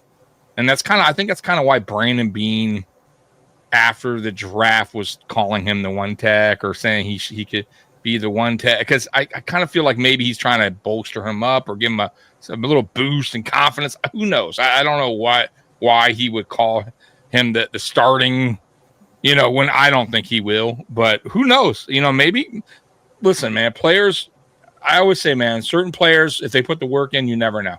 You never know what kind of work Carter's putting in, in camp, what he does in camp, if he gained muscle. We have no idea what he's doing on the offseason to get better. So maybe Carter comes out and he's a beast. We'll see. I don't know if that's going to be the case. I think he's more of a depth guy, but we'll find out.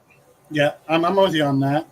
Mm-hmm. One thing I missed last week, Tommy, was the addition of Hard Knocks with Buffalo Bills being added. Are you for or are you against Hard Knocks? I'm cool with it. I have no problem with it. I've been saying this for years, or at least the last 2 years. I've been telling everybody. The NFL's raking in with this. They love it. This is cash. This is why the international games are more and more and more. Mm-hmm. They're doing more. Like it went from 1 or 2 games a season. Now we got 5 games, all different parts of Brazil and Mexico and Italy and Germany. This is all about money. Hard Knocks, and I said this, like I said, every team eventually is going to have to do Hard Knocks. And look, they even do in season. 8 years. Yeah. We can not do it for. Yep. Yeah. Now there's rules, and by the way, they changed the rules because it used to be like a certain rule where you made the playoffs, you didn't have to do it. Right. Buffalo's the first team to make the playoffs and have to do it. Yeah. So, but I think they'll continue to change that ruling around where eventually it'll just be every team it's going to be a mandatory thing, because there's just no, like I said, I told you this a million times. There's no way that the Bills would, especially Sean McDermott, want cameras there and want this extra attention brought into into camp. But listen, the owners knows the deal. The NFL knows the deal. This is money generated, and they chose the Bills last year at the stadium. Yeah, there's a lot going into it. The last year at the stadium, our MVP Josh Allen, he's getting married now, right? Yeah. But, you're going to have that. You're going to have, the rookies, of course, are going to play a you got factor. Dion, who's a big figure. Joey Bosa, right? Like, there's a lot that they're going to find stories. Character Trey Coleman and Maxwell together. Right. Seeing Trey and Maxwell in the same room is going to be very entertaining to watch. Yep. So I'm excited for it. I'm also excited that it's training camp Hard Knocks and not in season Hard Knocks. Oh, I know. I think in season Hard Knocks would have been much more of a distraction than training camp. Yeah, I'm with you, and I wouldn't want to do that either, especially if you're the team. But it also gives us content creators something to talk about, and it's it's good. It's always good to have, because there'll be stories, there'll be things we'll talk. That's what they do. You know what I mean? They dive into every little kind of quirky story there. Like last, can you imagine last year with Matt Collins and the foot? Like they would have ran with that because they were already running with that in general, right? So it's going to be like an embedded on steroids. listen, if That's you go exactly watch what it's Hard going to Knocks, be. you know what it's like. Yeah, exactly. Steroids. You get more. Drama to it, right? You're going to get probably Josh golfing. You're going to get, Dion doing Dion things and Oh yeah. Trey's Goalie Academy and all the fun things that we love to see. It's more Yeah. behind the scenes for us. This will be the first time I've ever watched Hard Knocks because I didn't give a crap about the other teams. So I'm excited. Damn, you've never watched Hard Knocks ever? No, Ever. I don't give a crap. Like I've caught an episode here or there, but not really. I don't care about the other teams. I watched years ago. Like I haven't watched for years, I'll be honest with you. But years ago, it was I didn't hate it. Like I watched the one. I think the last one I watched ever was the Rex Ryan Jets, and it was entertaining. Usually because back in the day, it was shitty. It was the worst teams. Yeah, it still is.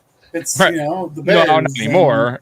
I know, but you know what I mean. Like the worst of the worst, right? Like now, like in season, what was it? Baltimore last year.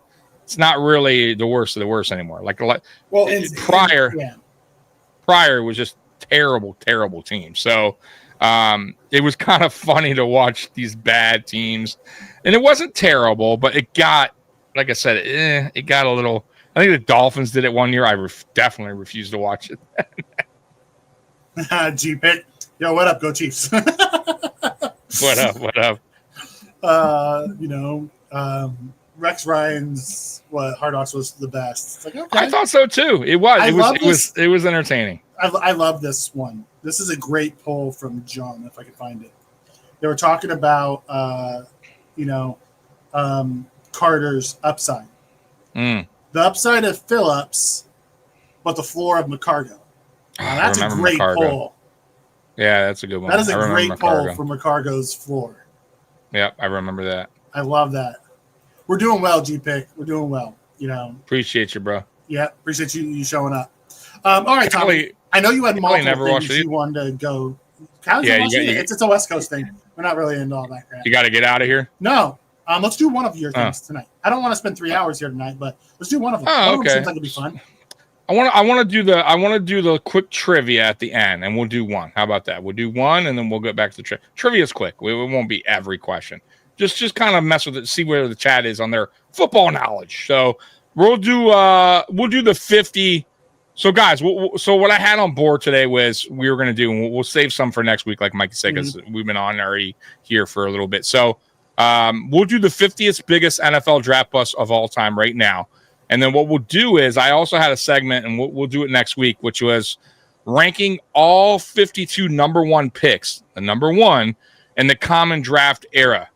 And then there's one that's the last 25 years as well. So we'll do that next week because that's kind of fun to kind of run through all the players. And then I also had the Bills uniform, like what players looked terrible in different teams' uniforms. We'll do that next week as well. So let's get to the draft bus, and then we'll do the trivia. Before we do that, J-Pick comes in and says, as the season's going to be kicked off, how you feeling about the season? Confident. I like what my team did, and I'm ready for it to kick off. Like some of the holes that we had last year, I feel that we have buttoned up. The one hole that we haven't buttoned up that still concerns me is safety. Yeah, I'm with you. I think safety's. It was funny because last year safety was both of ours concern going into the season. It was our number two concern. Yeah, and rightfully so. It remained number one.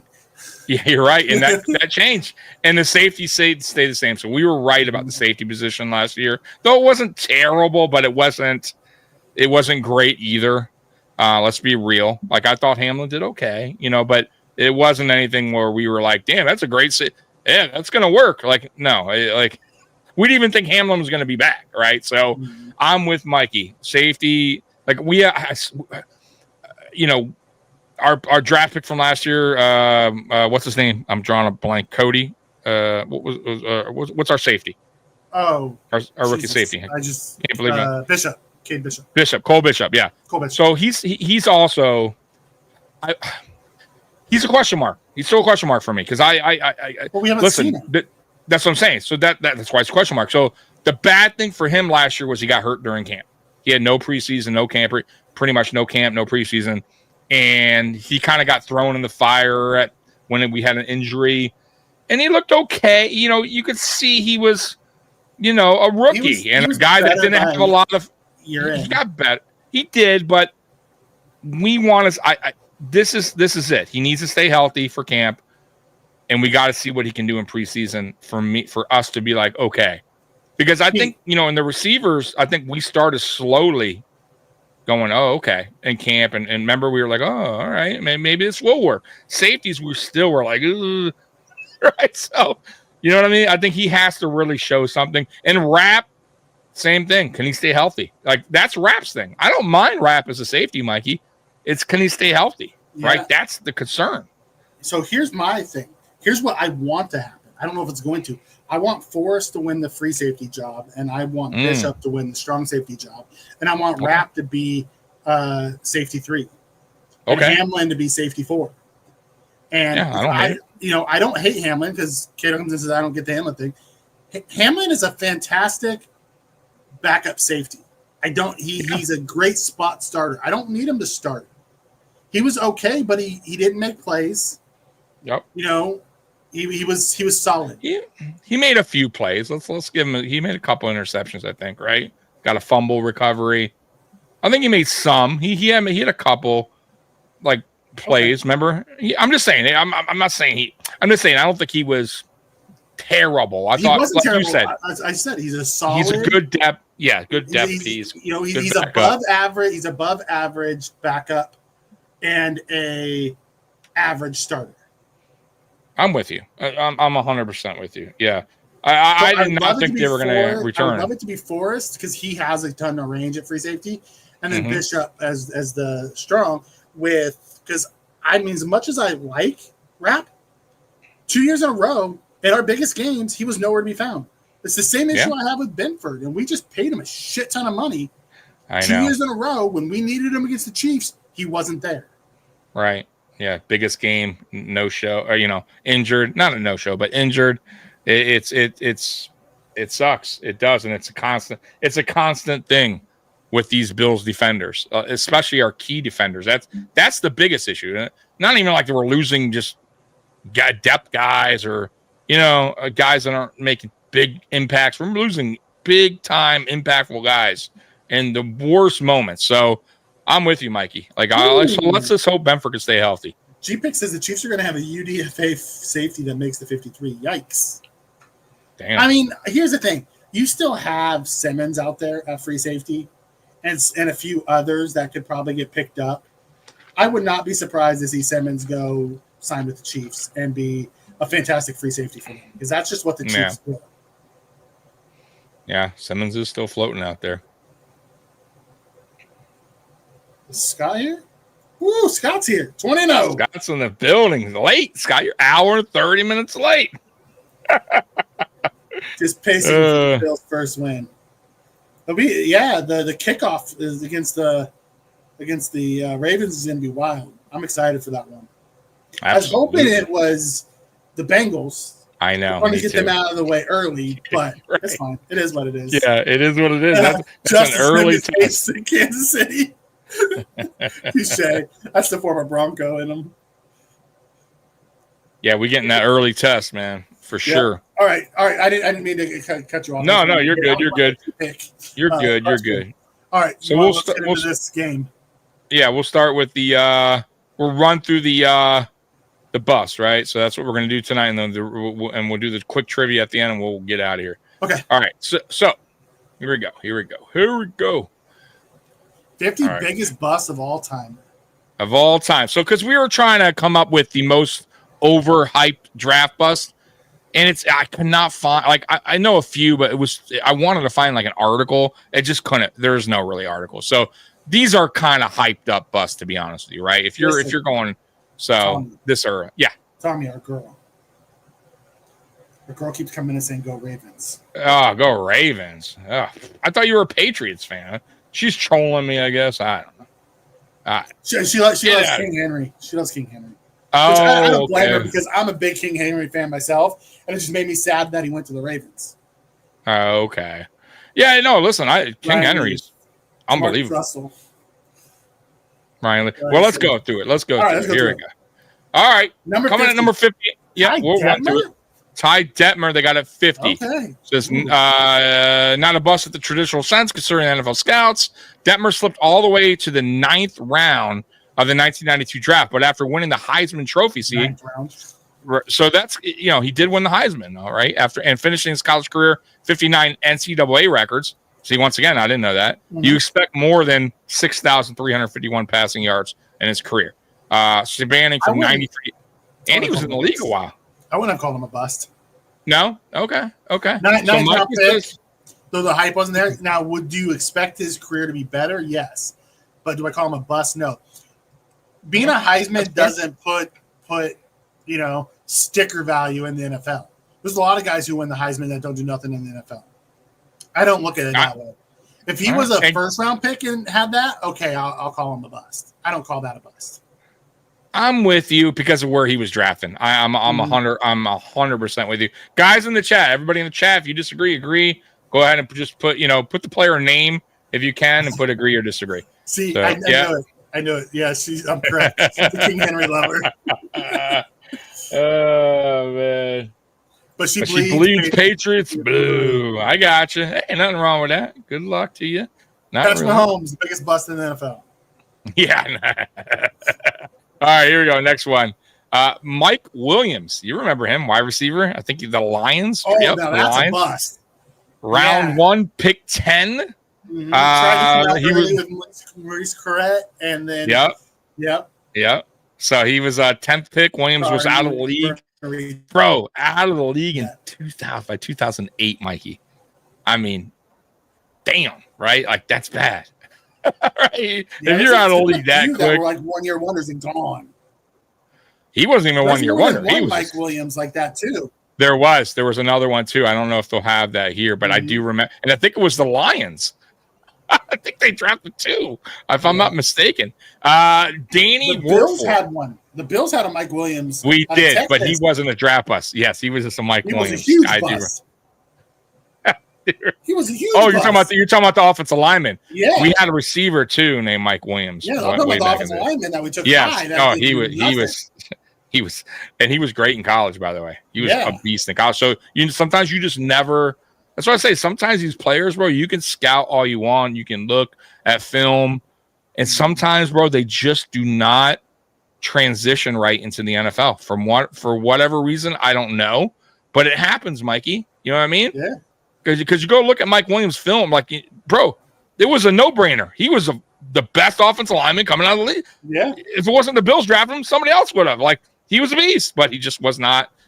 Charles Rogers has got to be on there. Cato, that's a great poll.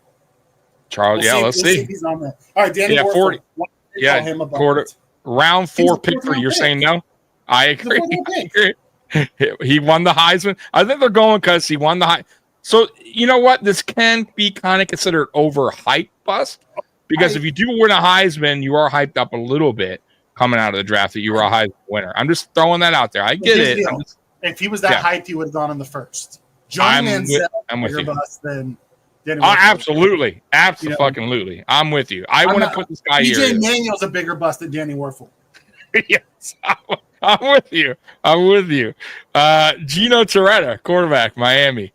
Round C, I want to put him either there. Round 7 pick. Just because they're Heisman doesn't mean that they. I'm with you. I disagree. Round 7. I mean, what do you expect for? Clearly, right? They knew he was a long shot of doing anything at round 7.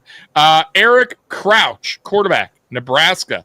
Round 3. What do you think about him? Pick 30. Round 3. I knew in today's NFL, he would have had a better shot. But back then, he wasn't a thrower. He was a runner of the football. Like, I don't look at that as a bust. He's a 3rd-round pick. Okay. So far, we're a little bit on this list. And this is Bleacher Reports. This isn't like this isn't Bill's Wire for those people. Right? Bill's Wire. I don't even know this guy, so we'll skip this guy. We'll skip this guy, too. Let's skip that. Patrick, Peter Work. I do remember him. There's a bust. Round 1, pick 4. 4. Yeah. Most dynamic receiver in the nation. See, like I said, here we go. So he's the most dynamic receiver in the nation. you can't really blame the team that drafted him, the bank. You know what I mean? Like, yeah, he just didn't. It just didn't work. It didn't work. Like, yeah, he busted out because it didn't work out for him.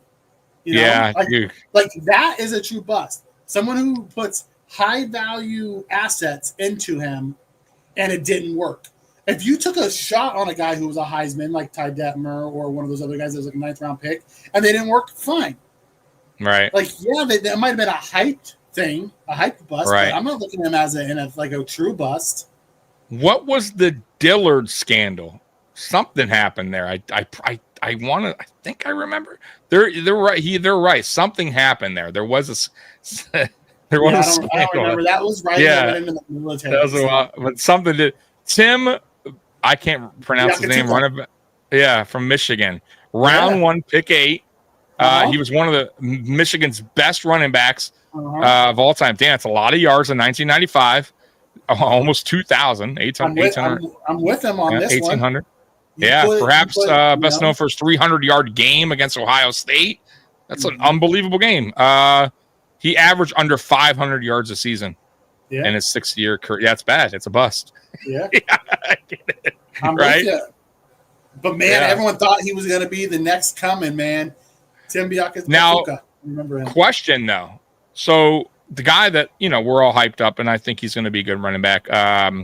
What's his name? What's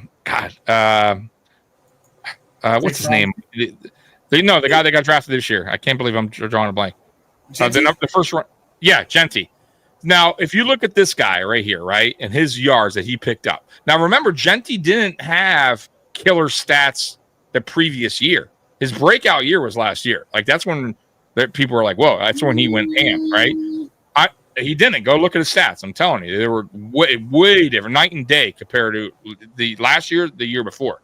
I'm just saying, look at this stat here in 1995, right? I know Genty had more yards, but that there, 1,895, a 300-yard game against Ohio State, which is a good team, right? Always the best.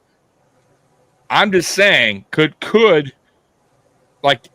Genty fall in line with this like that? Like, you know what I mean? Like, be considered like that? You know what I mean? It could happen. I'm just saying, like, looking at this guy here. I mean, he before, yeah, and he had 220 carries for 1,347 yards and 14 touchdowns. He wasn't a schlub. No, but what did he have last year? Well, he had 374, so he had 150 carries more for 2,600 yards and 29 touchdowns. But he had 2 seasons of carries in 1 season. No, I get it, but I'm just saying. So his workload went up, but that just shows the player. But my point is, though, if you're looking at this guy here, right? I'm just saying, if you're a GM, you're taking him early, correct? Just like Genty, round 1 somewhere. No, I'm with Whitey. Yeah, it just didn't work. Right, so I'm saying. So that's the scary part. You just never know, because those yards there, that's impressive. There's nothing there that says, There's a kid out of Alabama. I can't remember his name, that came after Henry. That was a high first-round pick, and he lasted like 2 seasons and was gone. Yeah, like I think Genty's going to be not a bust. I think Genty's going to be really good. But once again, though, the point of this whole thing that we're doing here is you never know. Yeah, GMs, they're not perfect. Like these players had amazing careers. That's right. Brady Quinn, what do you think here? Round 1, pick 22. Is he a bust? I'm with that. No, he was considered for the first overall pick at one point. He's slated 22. You spend a first-round pick and it doesn't work, that's a bust. I remember Dolphin fans wanted him so bad. Do you remember that? They wanted him so bad, dude. And, look, it says Cleveland Browns, Quinn struggled to find the field, and he battled with Derek Anderson, a one-time Buffalo Bill Derek Anderson. Yeah. Remember? Oh, and another one-time Buffalo Bill, Kyle Orton. Uncle Rico. So, Uncle Rico. So he's a bust. Steve Spurrier, the coach, was a bust. I guess he was. He was a round 1, pick 3. Wow, 96, terrible. He was. He was a bad coach. He was a legendary college coach, man. Yeah. Legendary college coach. Oh my God. Horrible okay. NFL coach. Reggie Williams, wide receiver, Washington, round 1, pick 9, 2004. Do you remember him? Yep. Says he left college as the number 2 all-time receiving list for the Pac-10. Take away one good season in Jacksonville, his NFL career consisted of nearly as many arrests as he did touchdowns. Yeah. So, but you remember those years, those Pac-10 years, that's why Pac-10 got the no defense claim. Right, Yeah. right, man. Let's see here. David Carr, quarterback, Fresno State, round 1, pick 1. Okay, I want to hit David Carr. I don't believe that he was a bust. I believe he was failed by his team because they didn't give him offensive line, they didn't give him weapons, and he just got hurt at the end of the day. Yeah, he never had a chance. Like that team just failed him. He took a shit ton. Look, right there, he even says he set the record for taking most sacks in the season. In his rookie year, 76. In his rookie year, like he was failed by his team. Like they'll call him a bust because he was the number 1 overall pick and he didn't pan out. But his team failed him.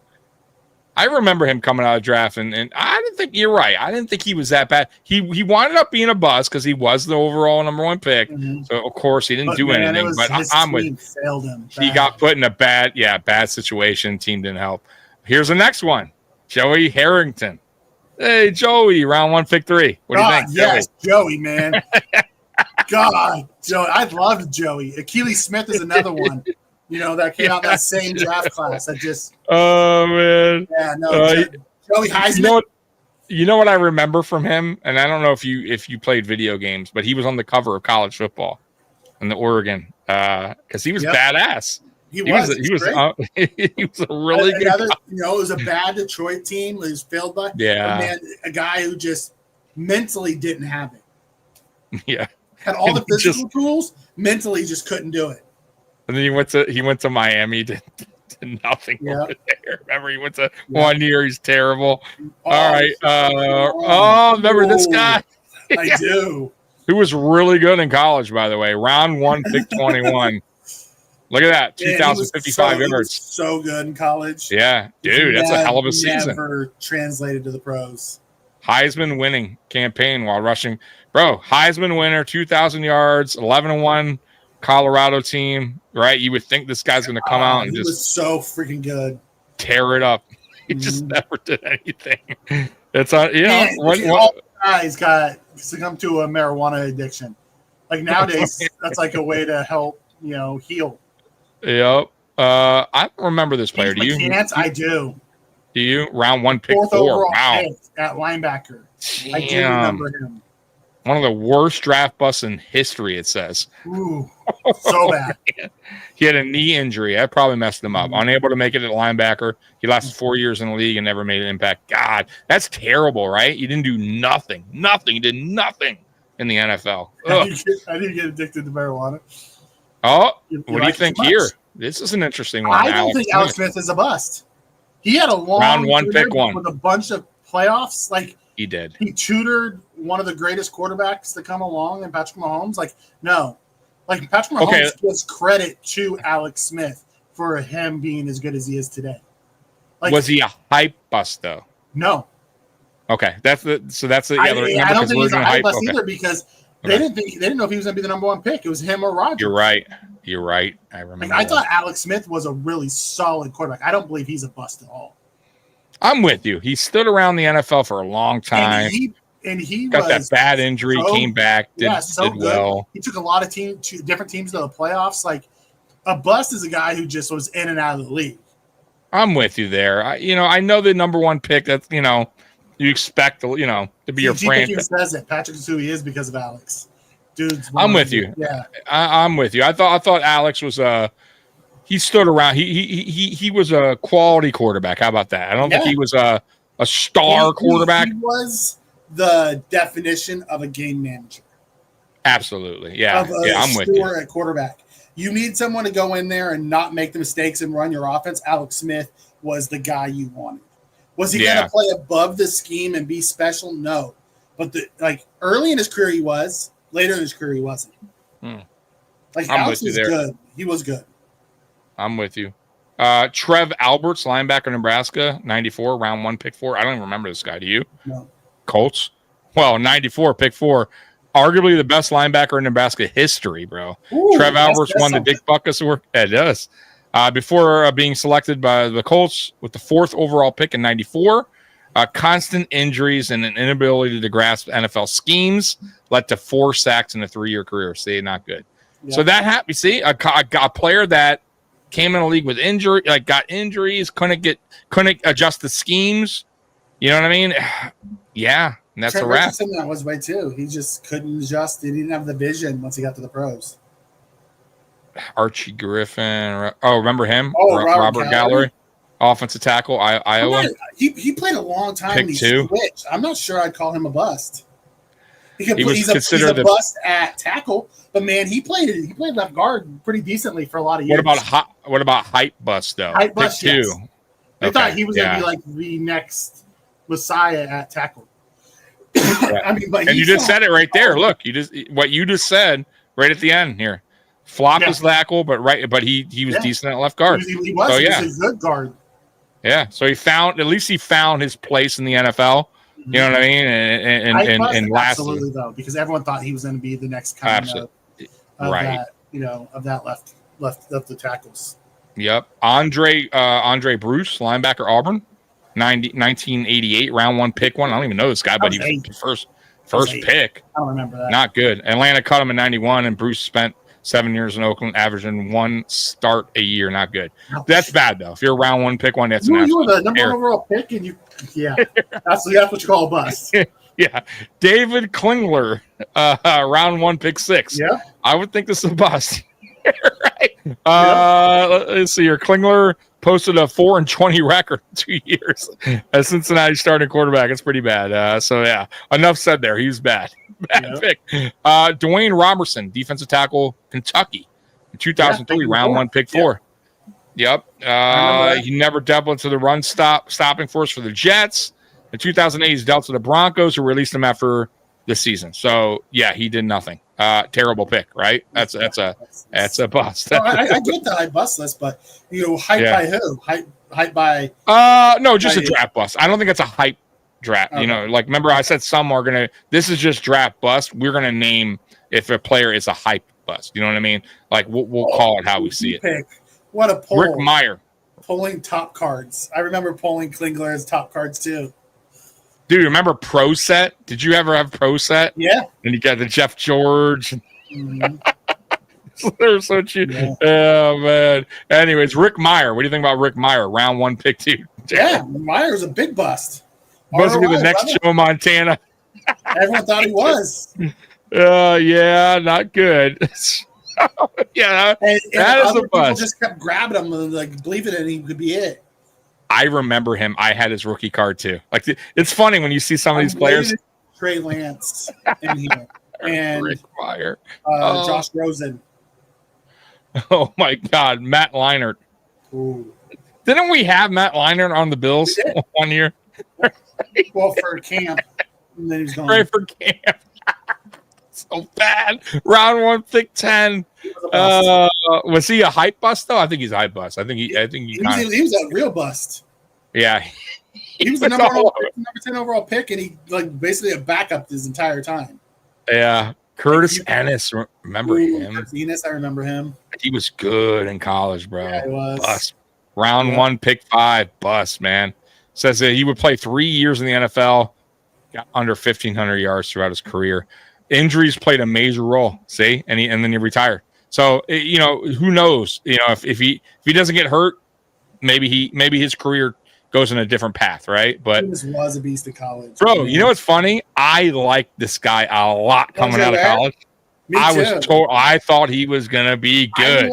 Because wasn't it Ware and Mitchell for Detroit, right? Going back and forth. Yeah, Detroit. Yes. And they couldn't figure out who they wanted, Mitchell or Ware. Yeah. And I always wanted Ware. So when I played Tecmo Bowl, I put Ware in. Me too. Because he was fast. Me too. Yes, me too. I thought, bro, I had high hopes for him, but nope. Yeah. Nope. Yeah. He got the Heisman. I think part of his issue was that Detroit couldn't settle on the quarterback they wanted either. They didn't let him groom.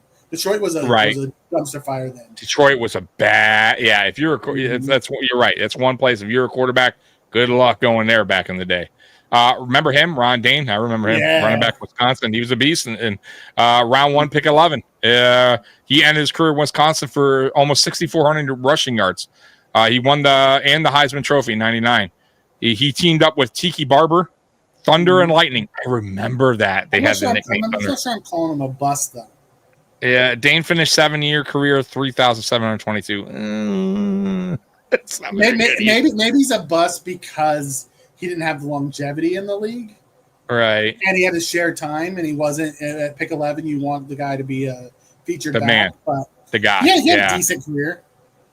Yeah, I mean, you're right though. Probably, if you're teaming him up with already a good running back, right? Tiki was awesome. Tiki was good. Yeah, so I mean, maybe he was kind of that. And he definitely was the Thunder. Yeah, it didn't help him. Courtney Brown, Penn State edge, 2000, round 1, pick 1, number 1 overall pick. Yeah. Browns followed up Tim Couch in '99 with Courtney Brown, 2000. Did not work out. The bad bus. God, Cleveland, what are you? They're still doing it today. Oh no, Lawrence Phillips. You remember him? I remember him. He was a beast in college. He was so good in college. Yeah, round 1, pick 6. Says he lasted less than 2 years before he was released. That was a guy who had all the talent in the world, just couldn't get out of his own way. Yep. Dolphins 49ers gave him a shot. Didn't last long. Currently serving a 10-year prison term. Yep. Sold with a deadly weapon. Oh, man. Okay. Carter. Man, he was good too. Yeah. Have you noticed there's a lot of running backs on this list? And a lot of them out of Penn State. Yeah. Round 1, pick 1. Kajana Carter was so good at Penn State. Joe Paterno encouraged him to forego his senior season and declare early in the NFL. He would tear his ACL in the 3rd play of the first preseason. Oh, dude, that's a setback right there. Right? Never recovered. Nope, that's terrible, right? Like you feel for a guy like that. Like it's even tough calling a bust. It's a bust because of the injury. Yeah, that's terrible. Like pick and just never could get right after the towards nope. ACL. Bro, sometimes certain players but they back can't. In '95, ACL surgeries were way different than they are today. I'm with you. You're right. The science, sports science, or whatever. You're right. It probably wasn't as good. I know it wasn't as good. Bruce Pickens, cornerback, Nebraska, round 1, pick 3, 91. I don't know much about this guy, but yeah, he would not. He would record just 2 career interceptions. Bounce out of the league for good by the end of '95. So he lasted top 4 5. seasons. It's rough. They have to be. It's rough. Yeah, and 4 seasons not good. Yeah. Tim Couch, what do you think about Tim Couch? Jesus, yeah. I mean, he was set up for failure, but yeah, it's number 1 pick and didn't do nothing. Oh my God! They didn't try. They gave him a. No, he was terrible. So I remember him. He was so bad, bro. He was so bad. Blair Thomas, running back, Penn State '90, round 1, pick 2. One of the best players in Penn State history. 3rd of the Nittany Lions notorious running backs who flopped in the NFL after being selected 2nd overall. Thomas rushed for only 2,000 yards, 5 touchdowns. Bounced out of the league by '95. So he was 5 seasons in. He was all those Penn State guys had to deal with Sandusky too. They did, yeah. Oh, here we go. Reggie Bush, round 1, pick 2. Now, would you consider him a hype bust? I would, right? Hyped. He was hyped. Hype bust, yes. 100%. He lasted a while. Yeah, but I would say hype bust, not overall bust. Because he lasted. He was in the NFL a while. Yeah, but he wasn't pick 2, so he was used as an X factor. So, but hype bust, absolutely. Yeah, absolutely. Achilles Smith. You remember him from the Bengals? Yeah. Coming in number 9, round 1, pick 3. Achilles Smith was right after Joey Heisman. You know what's funny? I used him in Madden when I used to play Madden back then because he could run. I'd run the shit out of him. He has a kid on the way right now. That's really through college. Oh, good for him. Okay, all right, good for him. Steve Ettman, I remember him. Defensive end, remember him? Yeah. 92, round 1, pick 1. Devastating force at Washington, leading the Huskies to a national championship in '91. He was drafted with the 1st overall pick in '92. But constant injuries, there it is. The injuries see him out of the NFL by the time he's 27 after a very quiet injuries. Yeah. Don't know that guy. Charles Rogers, That's the other we guy knew for he the was gonna Lions, be on right? here. Yep. Yep, went to the Lions. Another receiver. Round 1, pick 2. Michigan First State. three straight receivers the Lions selected in the first round of the draft. None busted quietly as bad as Charles Roger. The one promising receiver out of Michigan State played just 14 career. Wow, bro, he played just 14 career games before injuries, drug problems, and arrests got him booted from the league. Yep. Bro, that guy didn't even last a season, bro. 14 games? That's terrible. Heath Schuler, remember him? Quarterback, Yeah. Tennessee. Yeah, Round that's 1, it. pick 3, 94. Yeah, I agree with that. Bosworth bust. yeah, Bosworth. Yeah, definitely. He's a hype bust, by the way. That's a career than football career. yeah, and he's a hype bust, by the way. He had a lot of hype coming out God, yeah, he of did. college. He was on the magazine both. covers. He was Yeah, both. dude. He was doing all the Roy. Tony Mandarich, remember him? Another guy that was on the juice out of Michigan. Bro, this guy was a animal, bro. Remember him? Yeah, he was. Coming out, bro, he was huge. And once he got caught, remember that? He slumped down. He was a shell of himself because he was cheating the whole time in college, bro. Yeah, all They those had guys a, they, back then were. remember they had a documentary on it, and bro, he was like, he's like, dude, when I got off it, he like shrink down, bro. He was a shell of himself. Jamarcus Russell. Not one. He's not. Ryan Leaf comes in at number 1. Russell's number 1. I'm going Russell over Leaf for sure. But I can see the argument, but I would go Russell. And I didn't even want to play.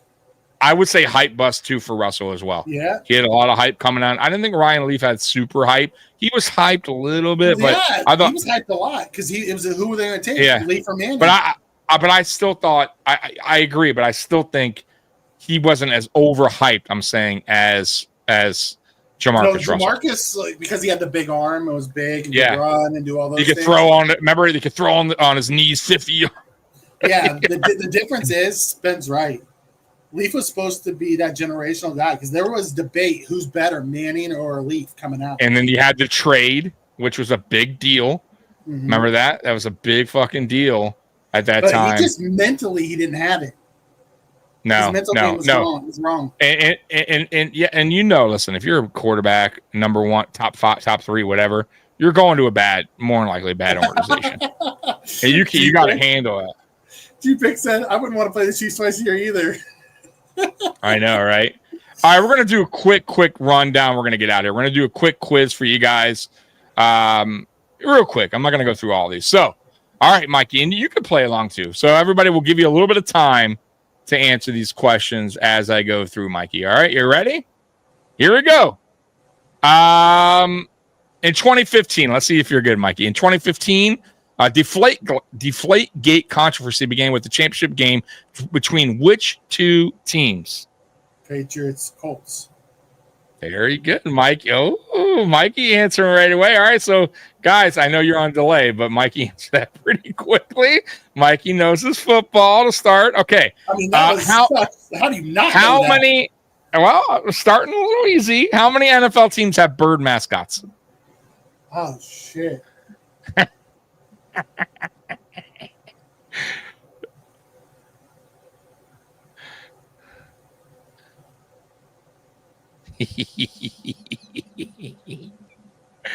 Let's I see. think I'm missing one.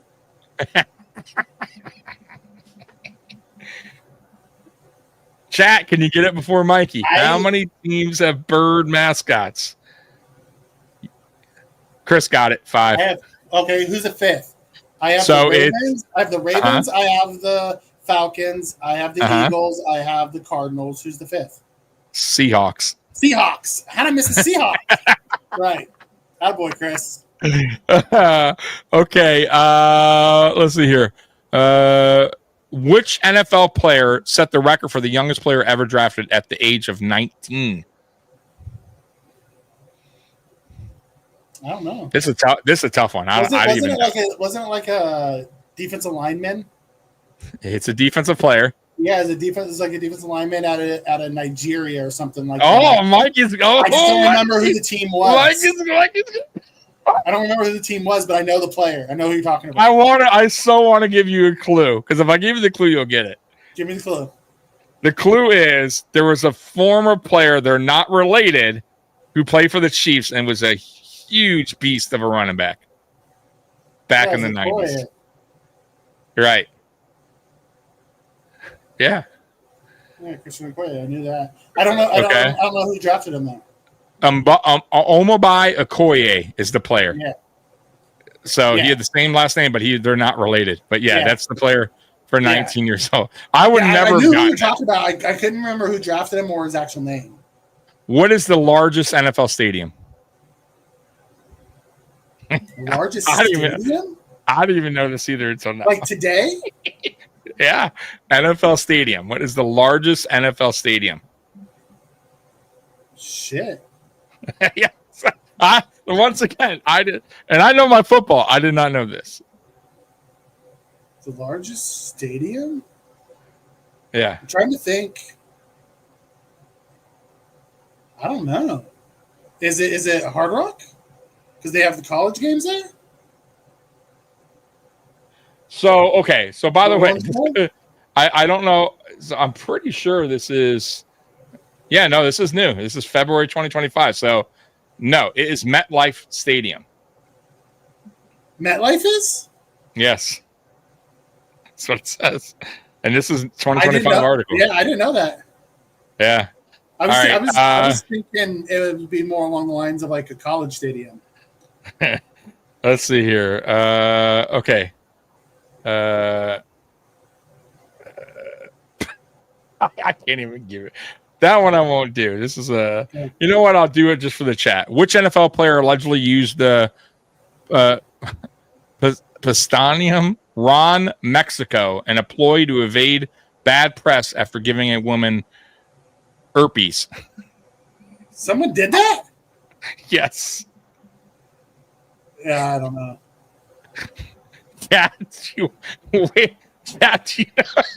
I can't believe this is even on here, but it's.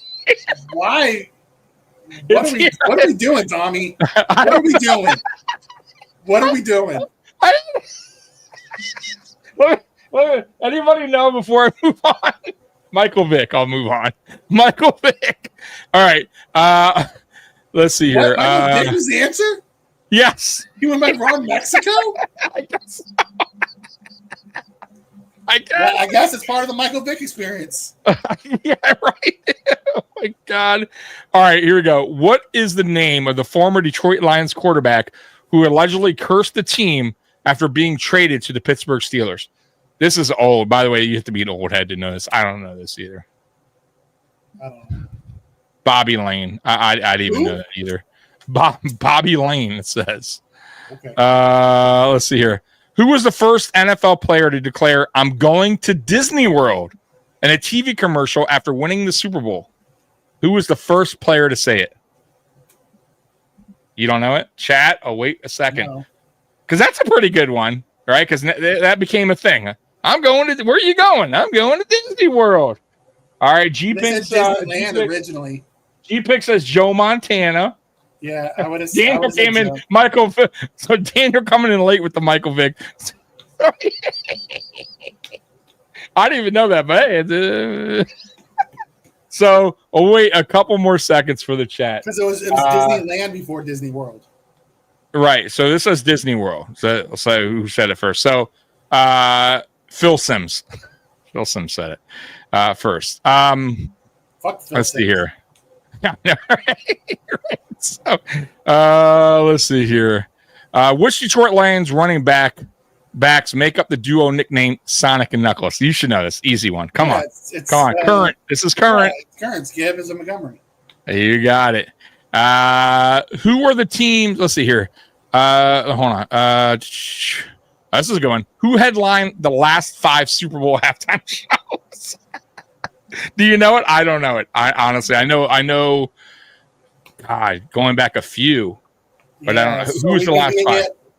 So we had, we had what's his face this year? I can't think of his name off the top of my head.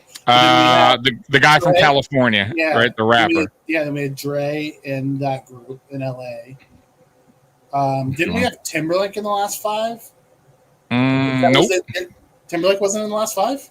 Mm-mm. Okay. Was The Weeknd in the last 5? Yes, that's one of them. Okay.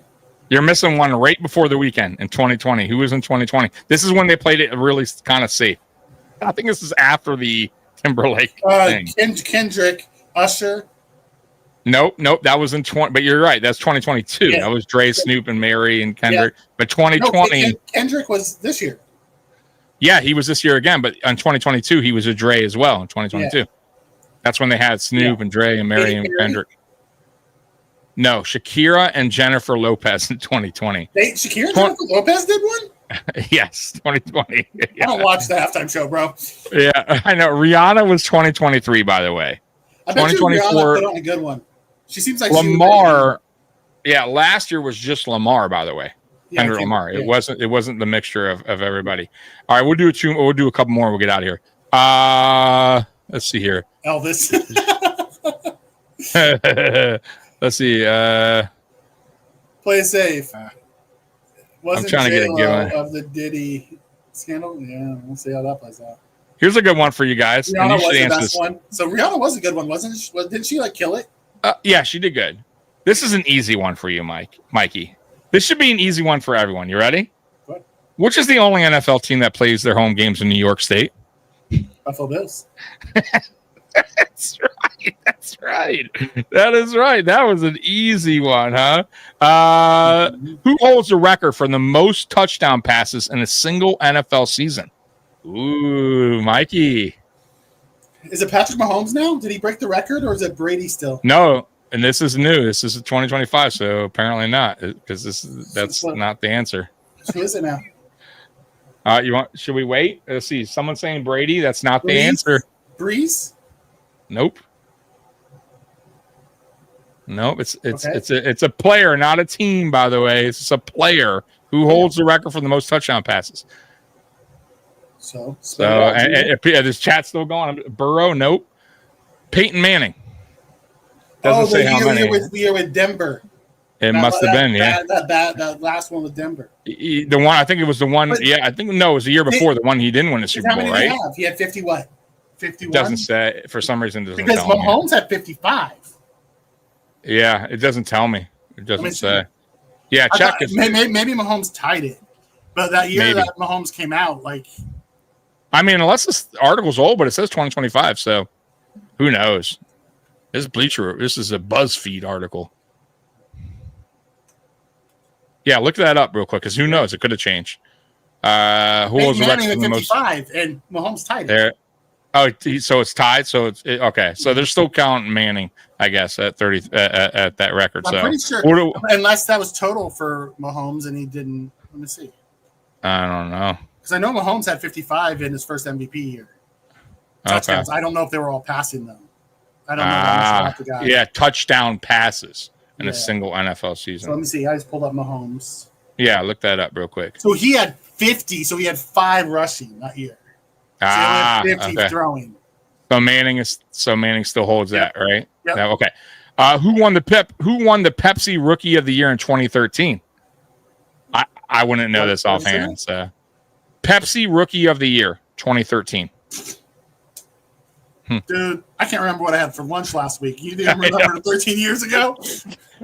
I don't think anyone's going to get this. Keenan Allen. Was it 2013? I guess so. That's awesome. Yeah, it is. Maybe one more. Let's see here. Okay.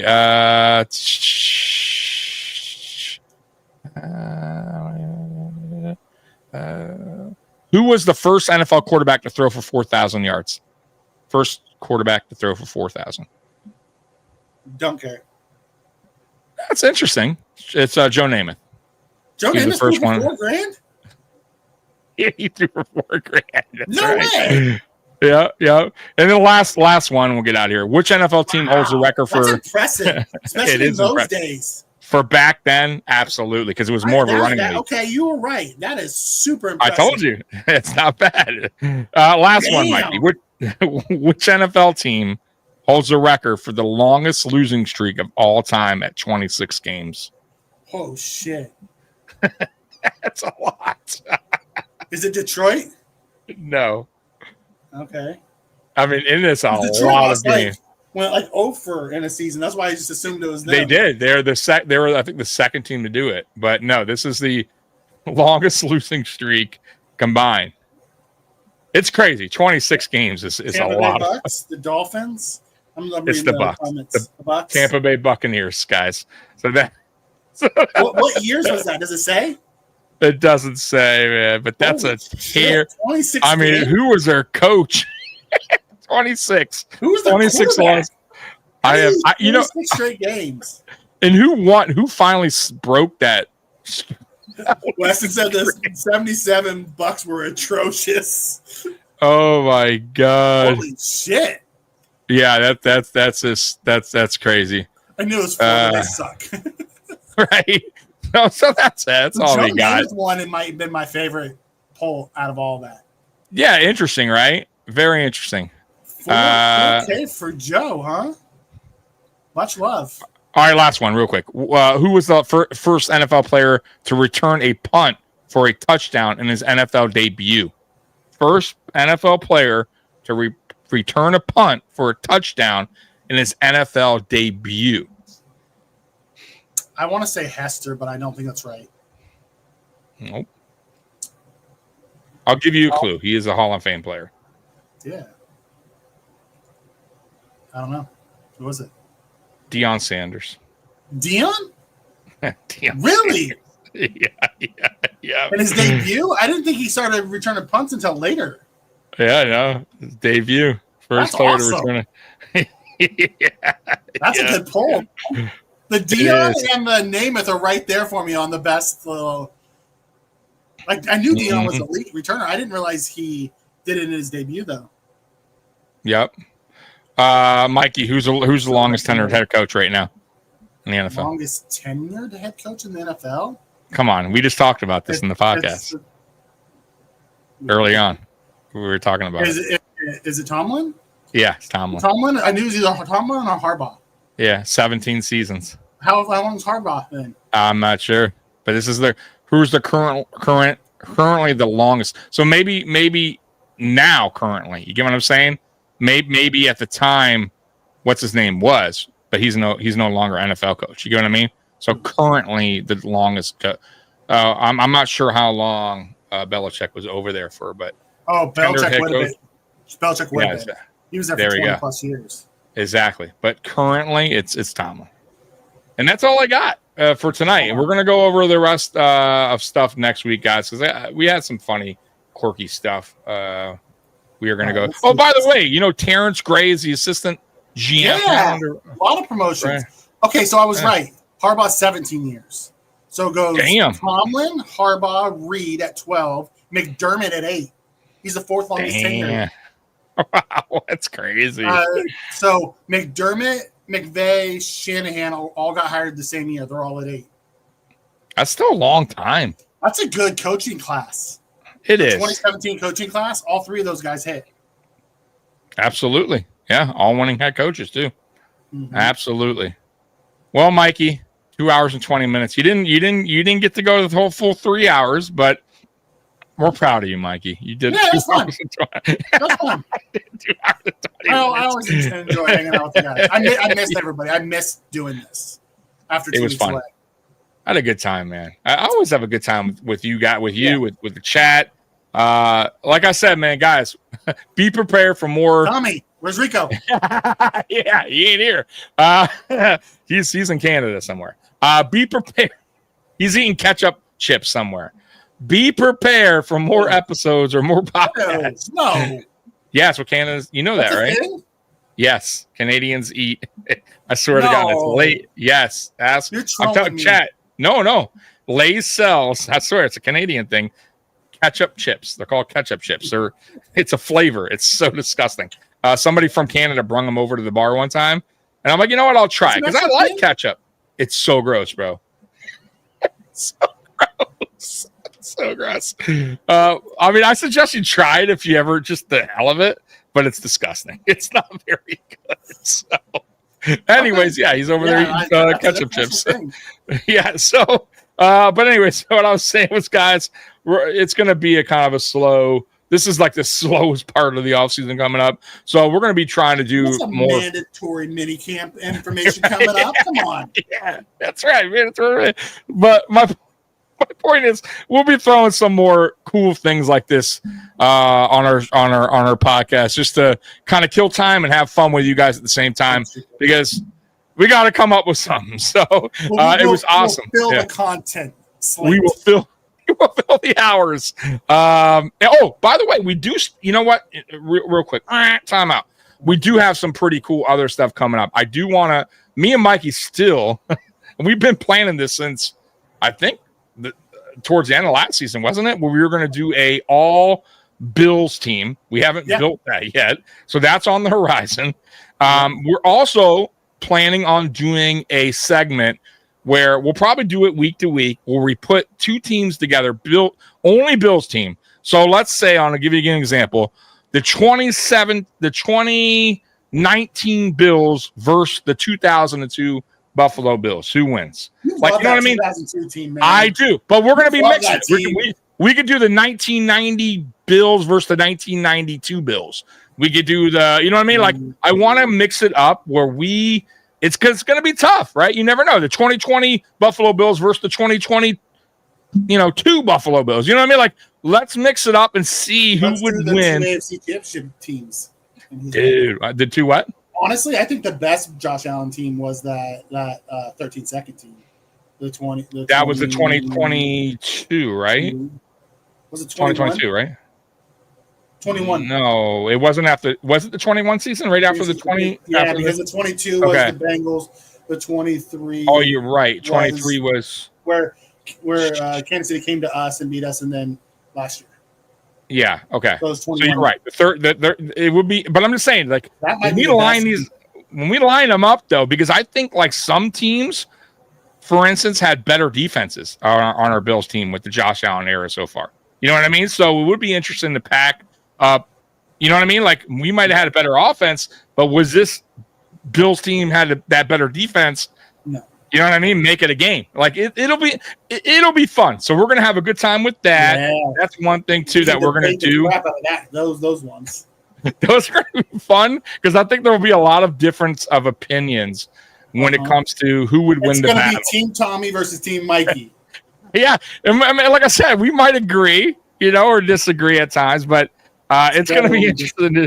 It'll definitely be interesting. So that's on the horizon. We got that planned as well, and that's it. So we'll be, like I said, we have a lot of things in store, and just hit the notification bell. Hit the notification bell. When we go live. But if you don't know, I'll tell you now. We go live on Fridays at 9 p.m.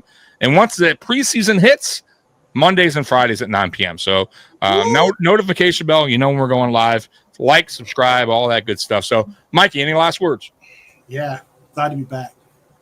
Let's get ready for some OTAs and mandatory OTAs, and then a nice long break of nothing to talk about other than Tommy coming up with some wild crap.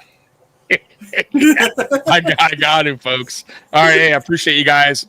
Bills Mafia, you guys are the best. Thank you, chat, for rocking with us for over 2 hours tonight.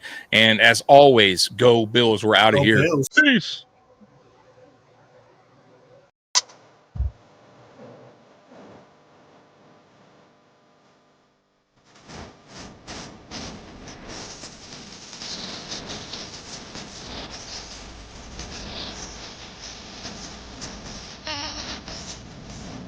Ah.